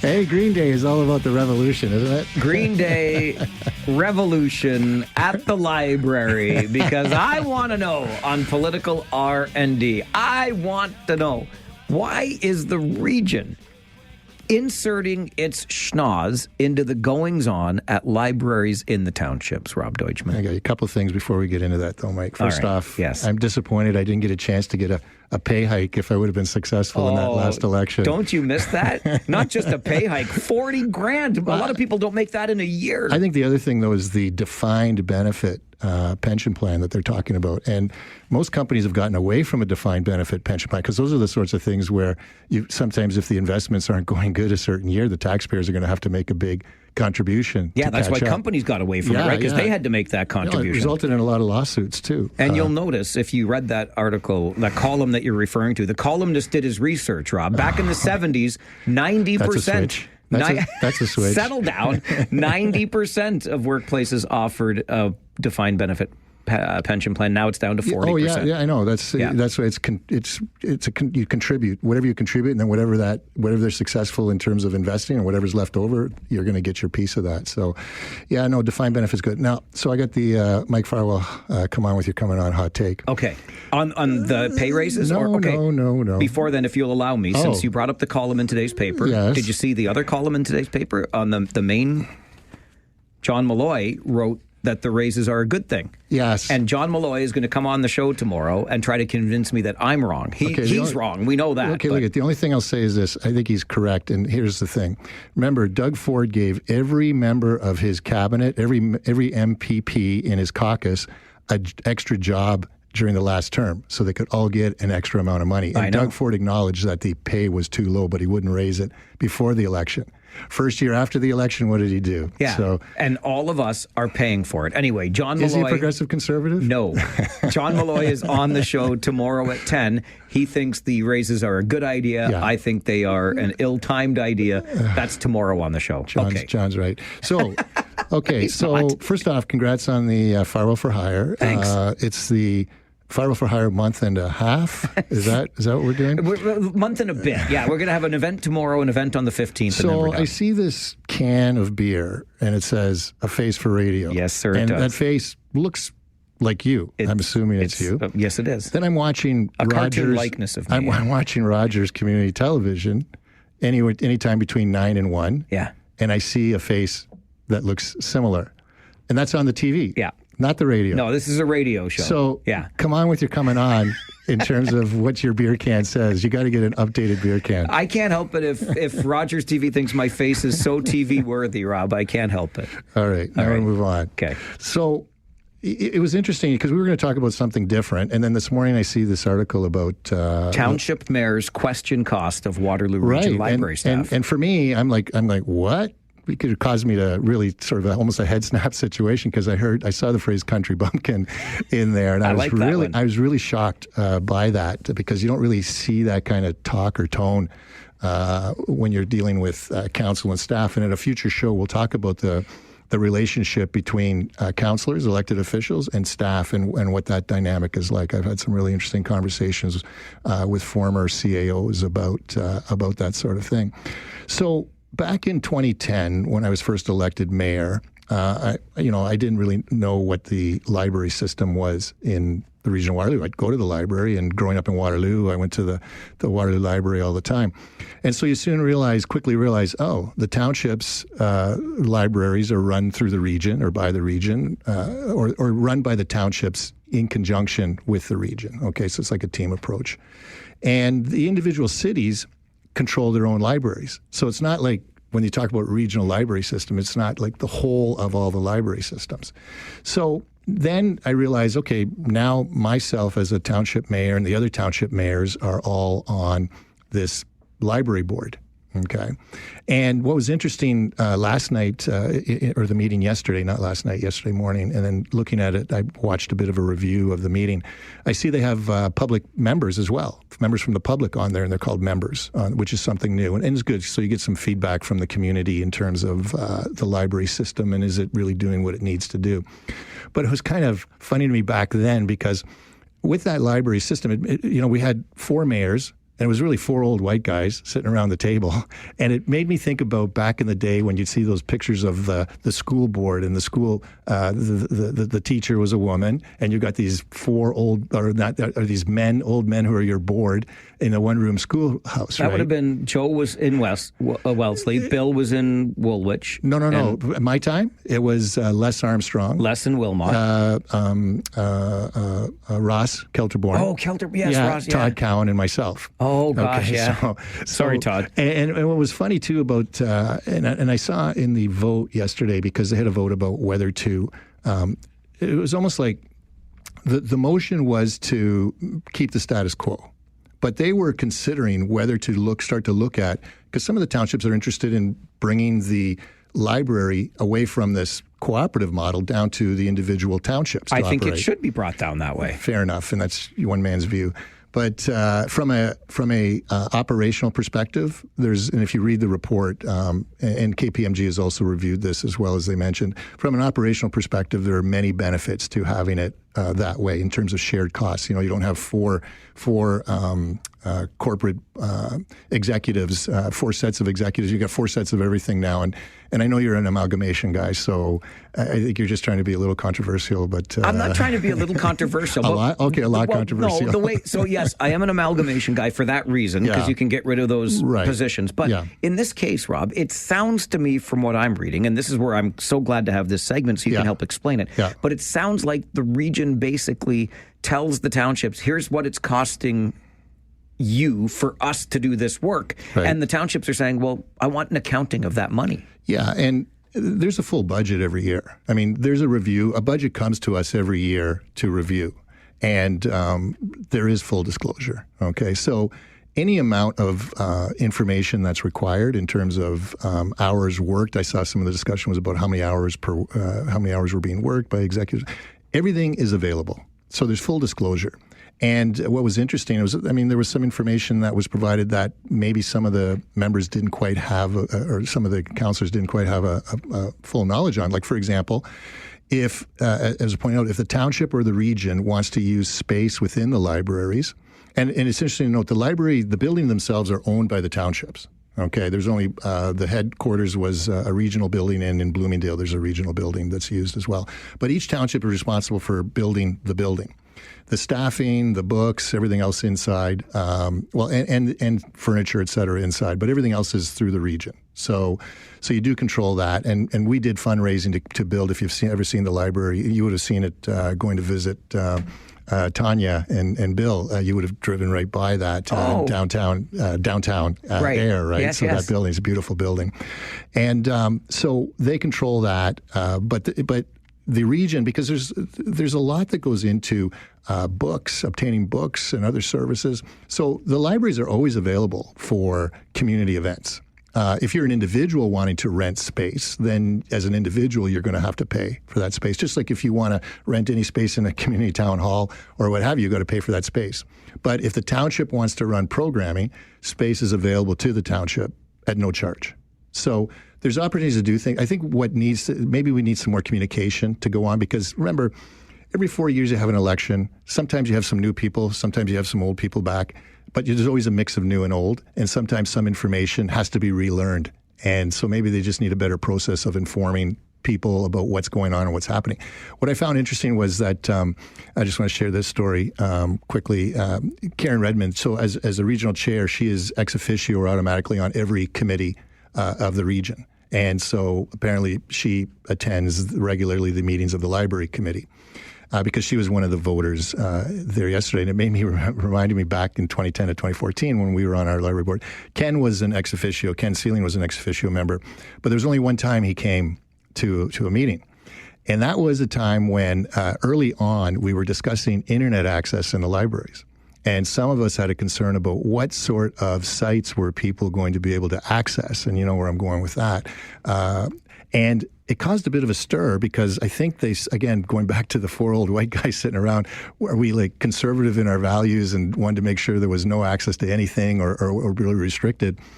And we eventually were able to work something out in terms of what's available and how it's available, et cetera, et cetera. But Ken did show up to the first meeting after that discussion for some clarification. He wanted to check in on it. Okay. Yeah. What I want to check in on, Rob, and we'll get into this after the break, how am I supposed to believe and or accept that somebody in a building on Frederick Street in Kitchener knows what's best for that library around the bend in downtown North Dumfries in Ayr? I want to know. So we'll get into that. That's an easy one. Okay. Rob Deutschman solving problems for us on political R&D here this morning. This is the Mike Farwell Show, 570 News Radio and Rogers TV.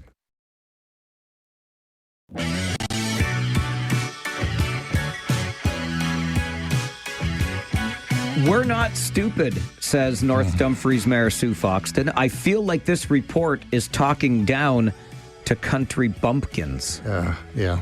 Come back to that in just one moment. But you said it's an easy answer, Rob. If I'm in the Ayr/North Dumfries Library, how does somebody at 150 Frederick Street know what that library needs and how to operate it? Well, it's because the staff at the library, at the local level, are regional employees.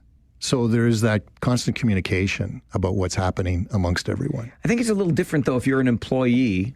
Yes, sir. Yes, ma'am. As opposed to a counselor. No. Because don't forget, I mean, first of all, they've done surveys to show people are very satisfied, extremely satisfied with the level of service and the service they're getting from their libraries. And that can only happen through, understanding what's going on at the community. Every community is a little bit different needs, issues. And all of that is conveyed through the librarian to the head office. And so you have that communication going on all the time. And then reaching out and doing the surveys is another way to find out, okay, where are we missing, what are we lacking, and where do we have to improve? I think it really wasn't an issue about service with respect to this issue. It's cost, right? It's cost. It's cost. And I think there's and it's always good to question cost. Okay, so for the councillors that question the cost, totally fair. I mean, that's their job. Mayor Shantz, No Country Bumpkin, she did the math. It's $65 an hour, she thinks. Nobody thinks anybody is a country bumpkin. Well, I'm just using Mayor Foxton's words. I understand how she felt, and I'm sure, if anyone did that to make them feel that way, that was totally unintended, and I'm sure people would feel sorry about making someone feel that way. So that's certainly not the intent, because the staff at the region, Councillor Foxton is always commending her staff, and North Dumfries has great staff. All of the municipalities have great staff, and the region as well has great staff. I think it's just an issue of communicating, and I think there's a desire. What's interesting, there seems to be a desire amongst some of the municipalities. And we know we had the no amalgamation press conference. First we had the amalgamation press conference, but then we had the no amalgamation press conference with Mayor Verbanovich and the other mayors, except for the Mayor of Waterloo. Mayor of Waterloo is my mayor. Let's go. That's well, right. I don't live in her city, but she's pro-amalgamation. Let's do it. Right. And so, there seems to be this desire amongst some to move services down back to the municipalities. And if you're someone who's pro-amalgamation, you don't really want to see that trend happening. You want to see it really going the other way. And the libraries can enter into agreements with each other. So, for example, when I was mayor, and we have our good folks in Branston and Clyde that are part of North Dumfries, but really they do a lot of their stuff in activities, shopping, sports, etc. in Cambridge. So we were able to work out an arrangement that they could get their library cards would be used in Cambridge. Okay, so that way then it makes it a little more convenient. But it's like our fire department. Our fire departments are individually run by each municipality, but you'll have agreements. I mean, first off, they'll do training together. They'll do purchasing together, and they'll have agreements amongst themselves in terms of providing service to certain areas. So, for example, Cambridge provides service in North Dumfries for the east side of the township, the Clyde Branston group. So, so you get a lot of that going on. So I had to chuckle because I used to be on the Kitchener Public Library Board, and we worked on reciprocal borrowing with Waterloo. Right. Imagine that. Yeah. Were you on with my friend Lynn Gazzola at the time? I was not. Okay. So, so those are the sorts of things that go on all the time. So now you say, okay, well, for the sake of maintaining our two-tier, we enter into a lot of mutual agreements amongst each other. How would that be if we were one big happy place? But anyway, that's for a discussion another time.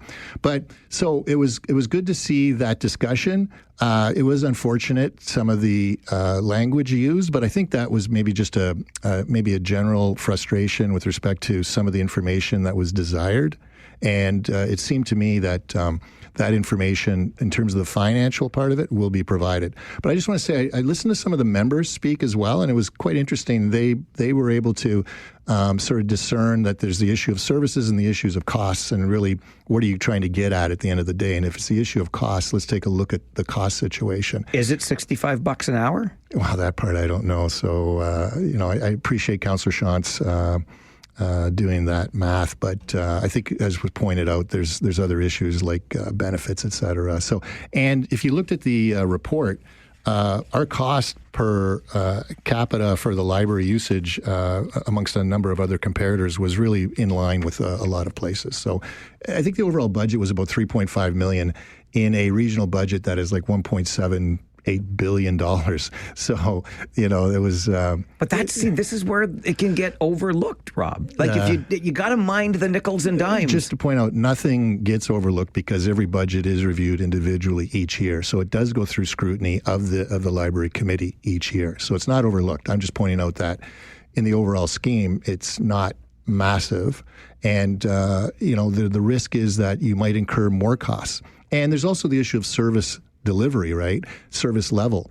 If you move it down to each individual municipality, each township, there's a possibility that you won't be able to afford the same service level. As we've seen, different townships have had different property tax increases because of different issues that have arisen.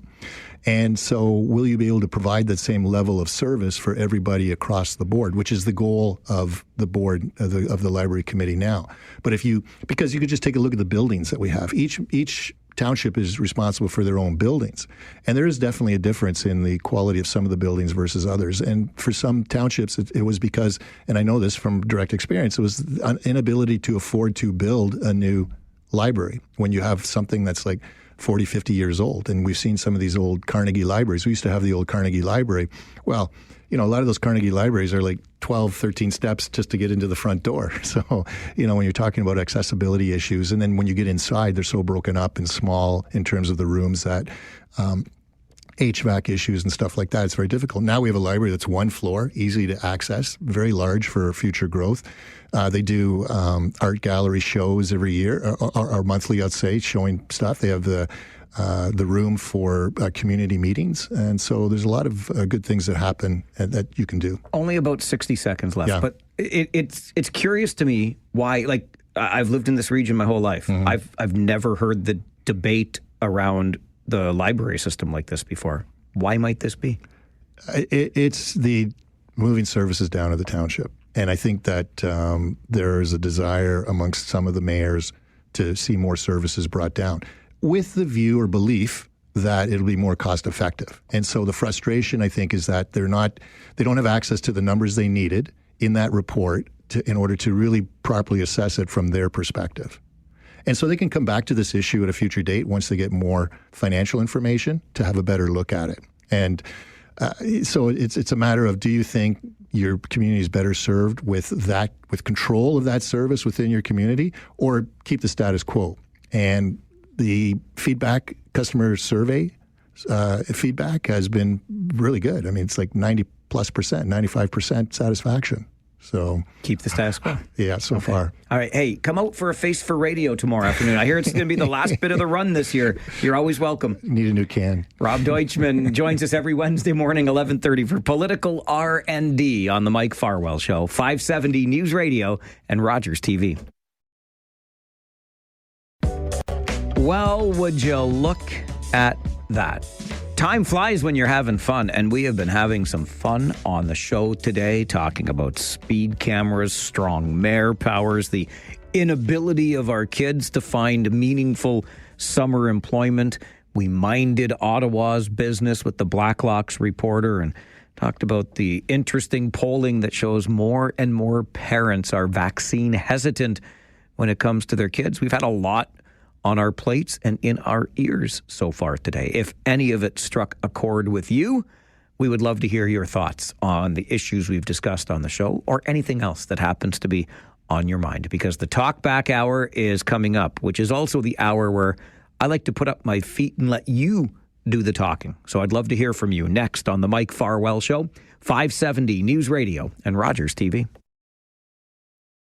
Take out the papers and the trash, or you don't get no spending cash. If you don't scrub that kitchen floor, you ain't gonna rock and roll no more. Yakety yak. Don't talk back. Just finish cleaning up your room. Let's see that dust fly with that broom. Get all that garbage out of sight, or you don't go out Friday night. Yakety yak. Don't talk back.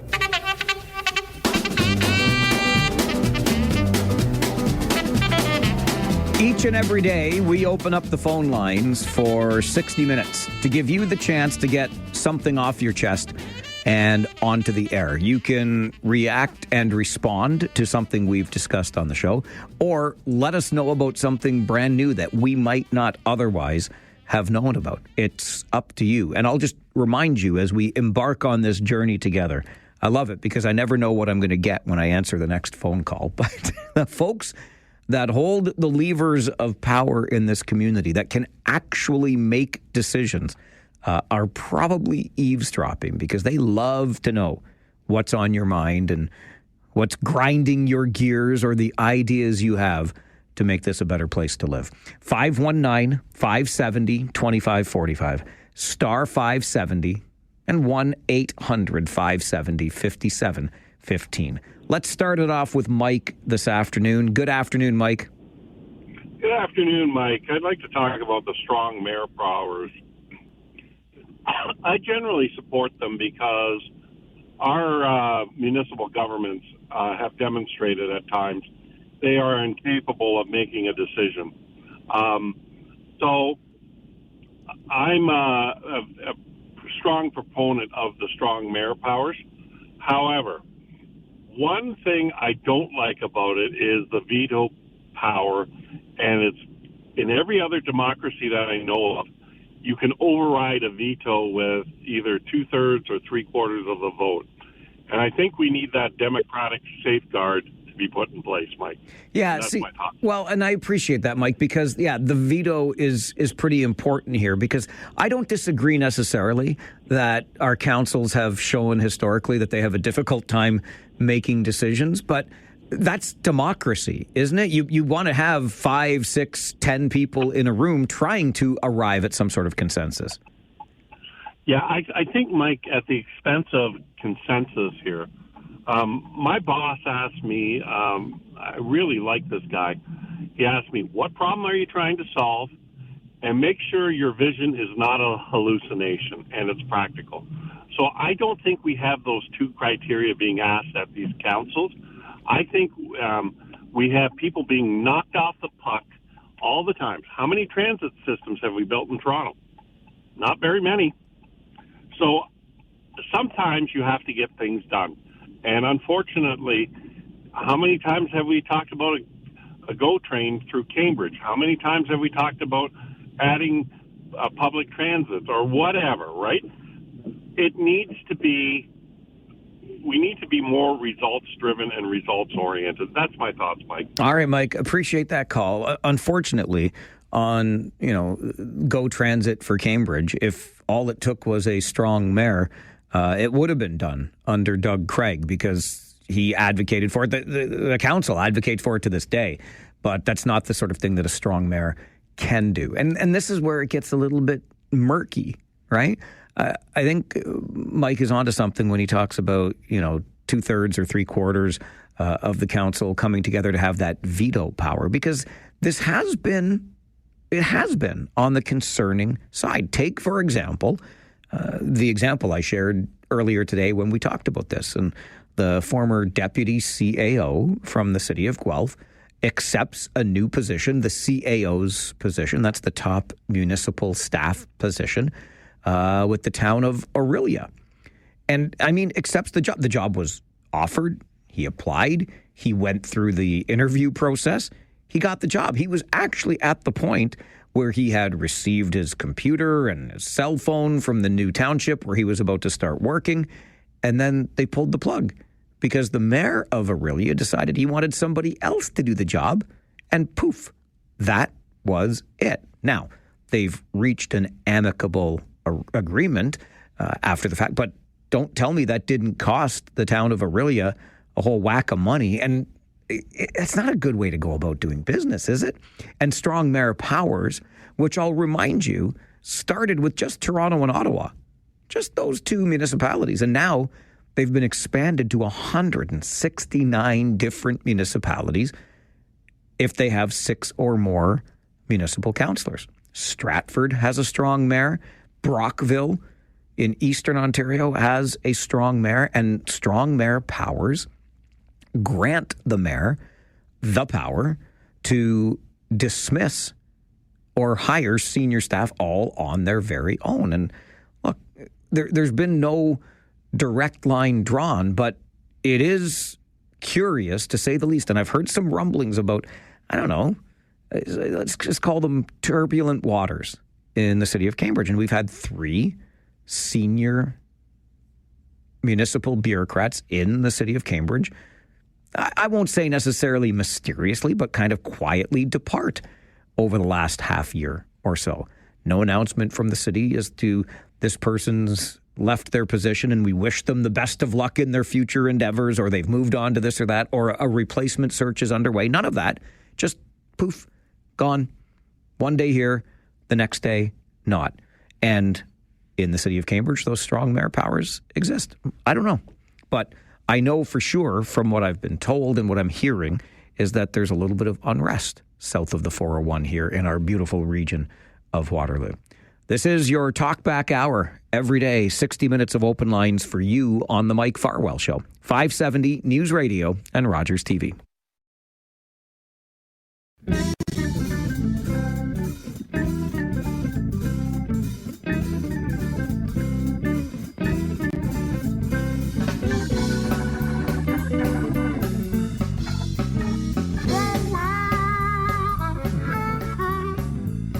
The Talkback Hour offers you a chance to sound off. What's on your mind today? Grant is with us. Good afternoon, Grant. I think they should make a movie just to irritate you about the leaf blower. Oh, my gosh, with the leaf blowers. Are you kidding me? I want to meet the person who invented the leaf blower. Oh, raking. It's just too... I can't sweep. I can't rake. I need a leaf blower. Obnoxious. Oh, they're the worst. I think if I lived in your neighborhood, I would go on your property just to annoy you in that way. Why would you do that, Grant? Why would you want to do that to me? Because it's so much fun to get you all riled up. Isn't it enough fun for you to get me riled up on this show? Because I remember when I was talking about the Rangers, and this goes back several years ago, and after we got off the phone, you said, I want an oxygen tank. Because sometimes you take my breath away, Grant, not in a good way. And then shortly afterwards, they gave the coach the pink slip. Oh, my goodness. Here we go. Okay, all right, Grant. Listen, thanks for yanking my chain today. But you know what? Grant touches on something that I wanted to talk with you a little bit more about. I mentioned this during the Farwell 5 at the beginning of the show today. These 5 things that I want to let you know about on the show. And it was about the Rising Tide Music and Arts Festival in Cambridge that has since been canceled, because the organizers of the festival applied for a noise exemption and were not granted the exemption. So they basically said, okay, now we're going to take our ball and we're going to go home. And look, I get that you applied for the exemption. You didn't get the exemption. There's no avenue for appeal. And my buddy Phil sends a thought-provoking email to Mike at 570news.com. He says, I'm confused. What if I was doing a fundraiser music festival for global water awareness, but was denied the noise bylaw exemption? I live in the St. Mary's neighborhood, and I can hear the Blues Festival, Multicultural Day, and Concordia Club Oktoberfest music, but that's okay. It's good for the overall community. How do some events get noise, parking, fireworks exemptions, etc., while others do not? Is this selective council work, or is there a blanket policy I'm missing? I hear where you're coming from, Phil, and we might make the argument that the Rising Tide Music and Arts Festival, which is electronic dance music, is certainly not everybody's cup of tea when it comes to music. But here's the thing, and I've heard people argue that for a community that's growing and wants to be seen as progressive and vibrant, we should never turn our back on the opportunity to have a festival like this, the economic spin-off benefits, etc. I hear you. But even when Phil is hearing the Blues Festival or Multicultural Day or music coming out of the tents at Oktoberfest, it ends at 11 o'clock. That's what happens. This is, and that's all that the city of Cambridge said to the music festival. They said, no, you can't stay out and keep playing music until 2 o'clock in the morning in an area of Cambridge that is adjacent to condominium towers and a seniors retirement residence. I don't necessarily see that as being an inappropriate decision on the part of Cambridge Council. It's not all they're asking for is some compromise. No, you can't stay out till 2 and thump your electronic dance music. You can thump it till 11 and then you got to shut it down. And, you know, if you nudge, nudge, wink, wink, you could probably thump it till 11:30. But so I don't know. I think I'm kind of on the side of Cambridge Council on this one. I mean, you're asking for an exemption. You're asking to play the music till 2 a.m. Just play till... We want your festival here. We welcome you and the music that you're bringing and the people that you'll bring to listen to your music. Just shut it down at 11 o'clock. That doesn't sound so bad to me. Anyway, let's go back to the phones. Sean is with us. Good afternoon, Sean. Good afternoon, Mike. How are you today? Good, thank you. I hope you're happy about the weather now. I am thrilled at the weather. Yeah, I was thinking about this whole library thing. It's sort of a symptom of what's going on here. We seem to be going backwards. And I know you're a proponent of the single municipality, but it seems to me everybody wants to be a big fish in a little pond around here. I mean, everybody complains about their taxes and stuff, but, you know, when you start chopping up into little tiny pieces, it's just going to cost more. And as Rob Deutschman said, you know, there's no guarantee that each township can afford the same level of service that the region can afford. It's like that with the fire departments. You know, like we have 7 fire departments, so that means we got 7 chiefs, 7 administrations. That's money that could be put towards, you know, firefighters, equipment, stuff like that. And I think this library is the same thing. It's just another symptom of the fragmentation that people want, because they want to have, I don't know, they just want to be big fish in little ponds, quite frankly. I think it's a control thing. All right, Sean, I appreciate that perspective. And for me, I think it's, yes, what the townships seem to be indicating is they want more control over how their library dollars are being spent. Yeah. Ranger Joe, good afternoon. Good afternoon, Mike. How are you? Good, thanks. And you? Good. Oh, good. Thank you, Mike. Good. Mike, you know what? I'm with you on the leaf blowers. You know, I live in the south end of Kitchener here. And, you know, there's a couple of guys on our street. They love to use their blowers to blow like leaves and all kinds of stuff onto other people's properties, you know. And some of these neighbors are getting angry. But they go beyond doing just that. What they'll do is after they get it off of their lawns and off of their driveways, they'll spend no word of a lie, like 15 minutes with a hose and water, washing the driveways down, and then they'll even wash it out on the road. And I've seen like sections of about 50 yards of road being sprayed with water, and I'm thinking, what a waste of water. You know, I don't say anything to these guys because it's not going to get me anywhere, right? And so the neighbors are getting upset about it, and I just think it's wrong. And I think one of my neighbors says to me, you know, the other day, he says, I'm going to shove that thing right up their yang, you know? And I just told him, no, it's too big. Don't even try that, okay? So anyway, like it gets really frustrating, Mike. That's all I wanted to say to you, buddy. All right, Joe. Thanks for that. I appreciate it. I don't say anything to them, but I'm going to call the show and tell you what I think of them. George, good afternoon. Yeah, good afternoon, Mike. How you keeping? Excellent, thank you. How are you? Good to hear. My rant is today, Mike, that my rant is against Grant. You must never grant him. He can't come over your driveway and stand with a leaf blower and blow leaves away. Don't let him know where you live. Okay, George, I'll keep it a secret.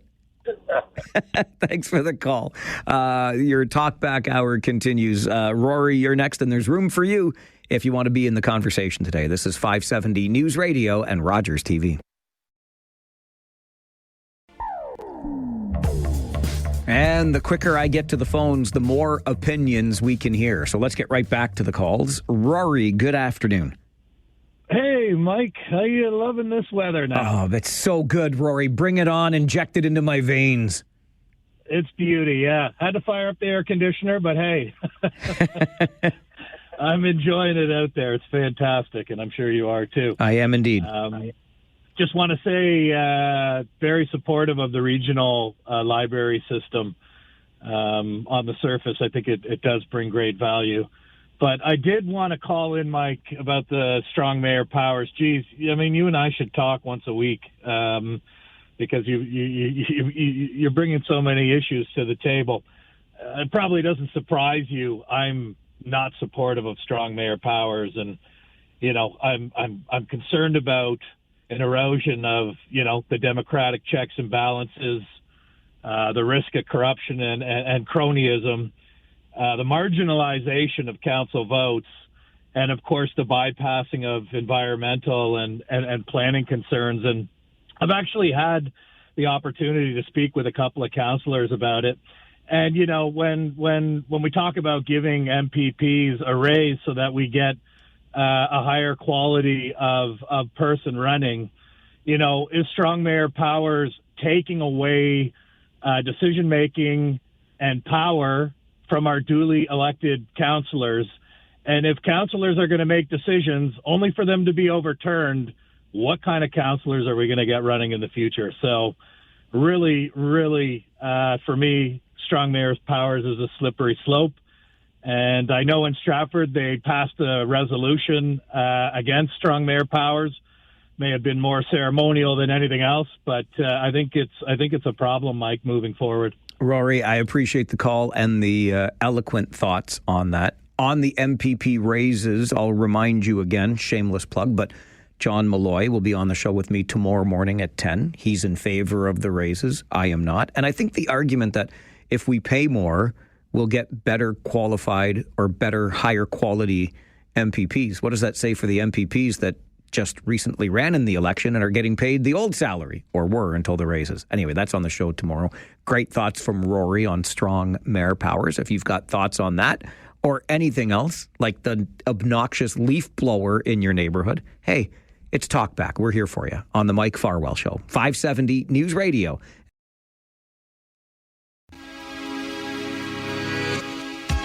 See, Brian knows what's what. He sends me a text, says, you're right about the leaf blower. Hey, I should do a weekly segment with Brian on the show, because Rob Deutschman, when he's on Wednesday mornings at 11:30, he just tells me I'm wrong all the time. I like when Brian tells me that I'm right. Dumbest tool in the toolbox, says Brian. All it does is blow leaves over there. What I have is a leaf sucker mulcher. Vacuums up the leaves and mulches down to nothing, which can then go into your garden or a lawn waste bag. It's a winner. Kudos to you, good sir. One less leaf blower in the neighborhood. Thank you. Talkback continues. Joe, good afternoon. Afternoon, Mike. Weather's lovely up here. How is it in the city? I'm going to come up after work, Joe. Attaboy. I'll hop on the bike. Nice cold beer for you. I'll be there by 3. There you go. Nice cold beer for you. Love it. I tend to disagree with your previous caller there. We need less bureaucracy, not more. So I'm all for strong mayor powers, but that's not why I called. Mike, the orange clown is at it again. And I think the only people that are going to suffer more than anybody is the American people. There is no aluminum and steel capacity. There isn't. And it'll take 10 years to build it. They just don't, Orange Clown does not get it. Where is the aluminum and the steel going to come from? And all the people that buy it may as well shut down their businesses right now because they can't afford to operate. It's just ridiculous, Mike. I can't believe this crap is going on in the States, and the Americans have not rebelled against the Orange Clown yet. That's my little rant for today, Mike. Thanks. All right, Joe. Appreciate the call. I think the operative word there would be yet. Have not rebelled against Donald Trump yet. Imports of steel and aluminum to the United States, as you know, raised to 50% effective today. Let's go back to the phones. Bob, good afternoon. Hey, Mike. Hello, Bob. How's it going, sir? Very good, thank you. How's it going with you? It's been interesting. It's interesting? What's interesting? Tell me something interesting, Bob. I just got some stuff going on again right now. Do you? What kind of stuff? Can I help? No. Oh, okay. I was going to say this. What do you think about they should shorten the hockey season, make the first couple of rounds best out of 5? I wouldn't be opposed to it. And of course, I understand the revenue argument. What I would be most happy with right now, like this break in between the conference finals and the Stanley Cup final has been ridiculous, unnecessary. Yeah. And now the spacing out of the games, are they going to be finished before July if it goes 7? I have no idea, but this is ridiculous. No, I think it's supposed to end just before July if it goes 7, yeah. It's dumb. It's very dumb. I'd be open to going 3 out of 5 in the first round for sure, but more than anything, this break, I've lost, I didn't even know hockey was still being played. I've lost that much interest. And if we won 2 out of 5, Mike, the Leafs might still be there. Who knows? Settle down. You don't need to bring that stuff up. It's still too soon for me. Sorry. Okay. Have a good day, Mike. You too, Bob. Your apology is accepted. While we're talking about things that annoy the ever-loving bejeepers out of us, leaf blowers, I wonder if, because, look, there's a growing movement against leaf blowers in particular. These neighborhood associations that have cropped up demanding more quiet. And I'm just thinking about the general state of things, right? Like, let's think of the city of Kitchener recently, for example. They get lots and lots and lots and lots and lots and lots and lots of complaints about fireworks. And some people can't be trusted to act responsibly with fireworks. So what does the city of Kitchener do? Bans the sale of fireworks. Then the city of Kitchener gets lots and lots and lots and lots and lots of complaints about people who park illegally. And what does the city do? Well, they increase the fines for parking. They didn't ban parking, but they increased the fines for parking. On the fireworks front, though, I don't know if you noticed what happened at Wilmot Township Council on Monday night, but, we got a bunch of smart folks around the horseshoe at Wilmot Township Council. On to recommendation number 3, which is prohibiting the sale of fireworks. Would somebody like to make an amendment? Councillor Wilkinson? Through the chair, I would move that we remove this. I guess we prohibit the sale of fireworks, that it is okay. It would be striking the item. Can we strike the item? Yes. Yes. Is there a seconder for that? Seconded by Councillor Cressman. Any discussion on that? Councillor Martin? Through you, Mayor Sallin, my discussion is simply if we're going to permit something, it makes sense that we allow our businesses to benefit from it. I would agree. So I see no other discussion. All those in favor? That carries unanimously, so we have stricken the item of prohibiting sales, so they will be allowed should this all pass. Attaway, Wilmot, strike it right out of the recommendation. Allow the sale of fireworks, that's fine. And then do what Kitchener is doing with parking. You want to change the behavior? Increase the fines, says Wilmot Councillor Steve Martin. I would amend that we increase the fine to $1,000. That's moved by Councillor Martin. Is there a seconder? Seconded by Councillor Wilkinson. Any discussions on this? Councillor Wilkinson? Through the chair, just as a comment, I think in general it's meant as will allow the use of fireworks during the prescribed times. However, should you break the rules, expect a hefty fine. Expect a hefty fine if you break the rules. And by the way, as of next year, when you cannot buy fireworks in Kitchener or Waterloo, you can take the 15-minute drive down Highway 78 and pick them up in New Hamburg if you want to. I believe it was Councillor Cressman who made the joke, but it was off mic, so he wasn't identified. But he said that he was disappointed that Wilmot Council had this discussion about fireworks, and there were no fireworks during the discussion. Hardy har har. If you want to see that, I'd suggest watching City of Kitchener's delegation evening on this topic. Oh, Wilmot Mayor Natasha Salonen for the win. Little burn there to the City of Kitchener, which I do not believe should have banned the sale of fireworks. It's completely toothless and really punishes only the responsible fireworks users. But what do I know? I'm just a guy here on the show talking to you. I did do something. I don't know if this was the right thing to do or not, but I'm feeling a little bit guilty about it. Like still today, when I did it yesterday. I don't think was the most neighborly thing of me to do, but it kind of ties into, and I wish the City of Kitchener and its increased fines for illegal parking was in my neighborhood yesterday. It got my dander up, and then I did something I'm not necessarily proud of. I'll tell you what I did, and you tell me, fair or foul, okay? That's coming up. This is Talkback on the Mike Farwell Show, 570 News Radio and Rogers TV.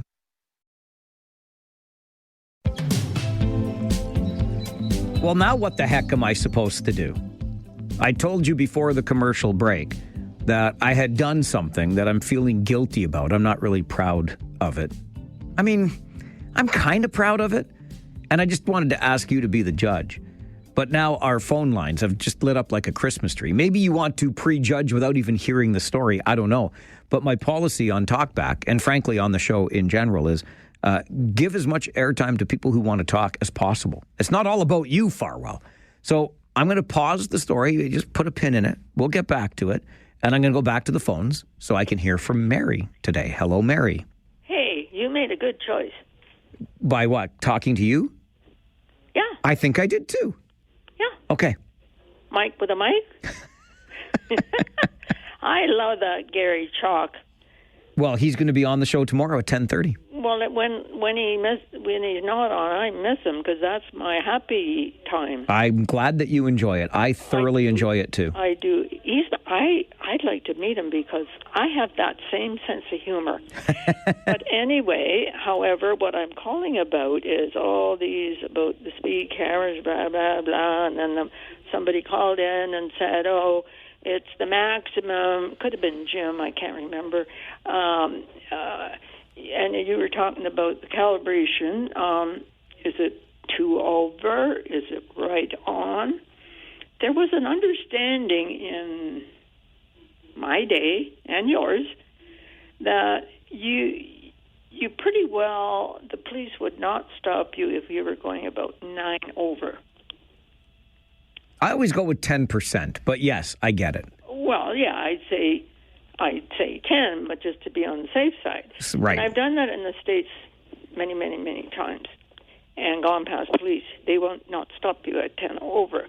However, I think I'm going to focus on a different angle. How about we start ticketing the people that go 22 in a 30? You want to ticket the people that go too slow? Darn tootin'. Well, listen. Okay. They cause a lot of accidents. I get you. And you can't pass, and you're like, and then to go 33 in a 60, and dum-de-dum-de-dum-de-dum. We're so good.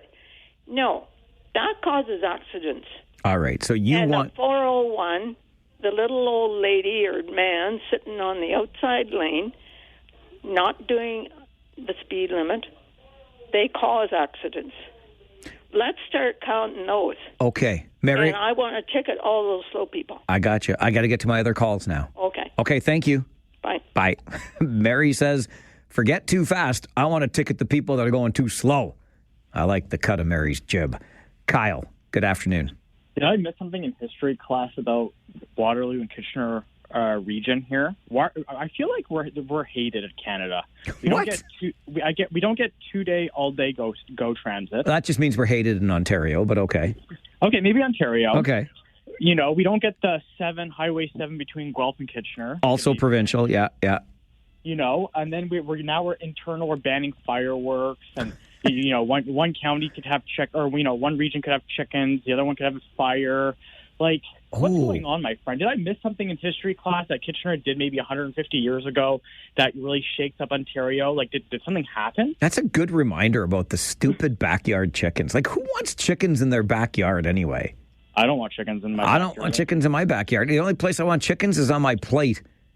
Exactly. Okay. With a little bit of sauce, you know, from your friend, you know, that could barbecue on the other side of the region there. So, you know, you only have on an open flame, yes, exactly. Exactly. While you're having, you know, the fence is splitting the two because he could have it. You're not allowed, right? So I don't know. So your question here, Kyle, is like why we're getting the shaft, basically. Yeah. Why? Yeah. Okay. Why are we getting the shaft? I feel like, you know, we do so much for Canada and Ontario. Why are we getting the shaft? Okay. Good question. All right. Thanks, Mike. Thanks for the call. Appreciate it. I know the answer to it too. In case you're curious, why we are getting the shaft is because we do not have a grand poobah of the region of Waterloo. That's what we need. We need one level of government, and we must be governed not by a mayor or a regional chair, but a grand poobah. And I have said before, and will again, that I will never, ever, never say never, but I'm saying never, I will never, ever run for office unless the position of grand poobah is created municipally. And when it is, I will run for it. I will do my best to win it. And when I am grand poobah, we will no longer get the shaft. That is my pledge to you, Waterloo Region. Enough of this getting the shaft around here. Afif, good afternoon. Hey, good afternoon, Mike. Are you calling Bob, what's that called, leaf blower? Maybe. No. Why? It makes sense. Okay. For what you said about the leaf. He's full of hot air anyway. I know. Okay. But the other thing is, I'm with Marjorie as well. We should ticket the slow drivers as well because they go way too slow and then they cause a lot of, issues and everybody's like angry and then it causes more accidents. Well, but see, this is the thing. Like, Afif, in all honesty, like, I like where Mary's coming from. I get it. Like, there is an element of, poor road behavior, if you will, by driving too slow. But the only problems that causes is when the rest of us get so angry about it. Like, we just got to relax a little bit here, don't we? I guess we do, but yeah, we do. Yeah, but even going way too slow is still pretty bad. I've seen a person I've been on the highway, a long time, and one time I was trying to enter the highway at my normal 90, and the dude was going 70 in front of me. So I was like, how am I going to enter behind him at that speed? Enter ahead of him. I tried. All right, I get it. Thanks, Afif. You too. So the bottom line is we should drive the speed limit. Not above, not below, just the speed limit. It's like the Goldilocks of traffic rules. This is the Mike Farwell Show. Talkback Hour, 570 News Radio and Rogers TV. Russell sends an email to Mike at 570news.com. So with the fireworks ban in Kitchener, are you not allowed to set them off? Or can you just not buy them? Oh, you just can't buy them. On approved days, even next year in Kitchener and Waterloo for that matter, you can still set them off. You just can't buy them in the city anymore. Speaking of the city of Waterloo, it's MPP Catherine Fife bringing forward on the floor of our provincial legislature yesterday the idea that public health needs to be involved in mitigating the health-related harms of social media. Results from a 2022 survey show that over 4 years, students' mental and physical health have plunged across Waterloo Region.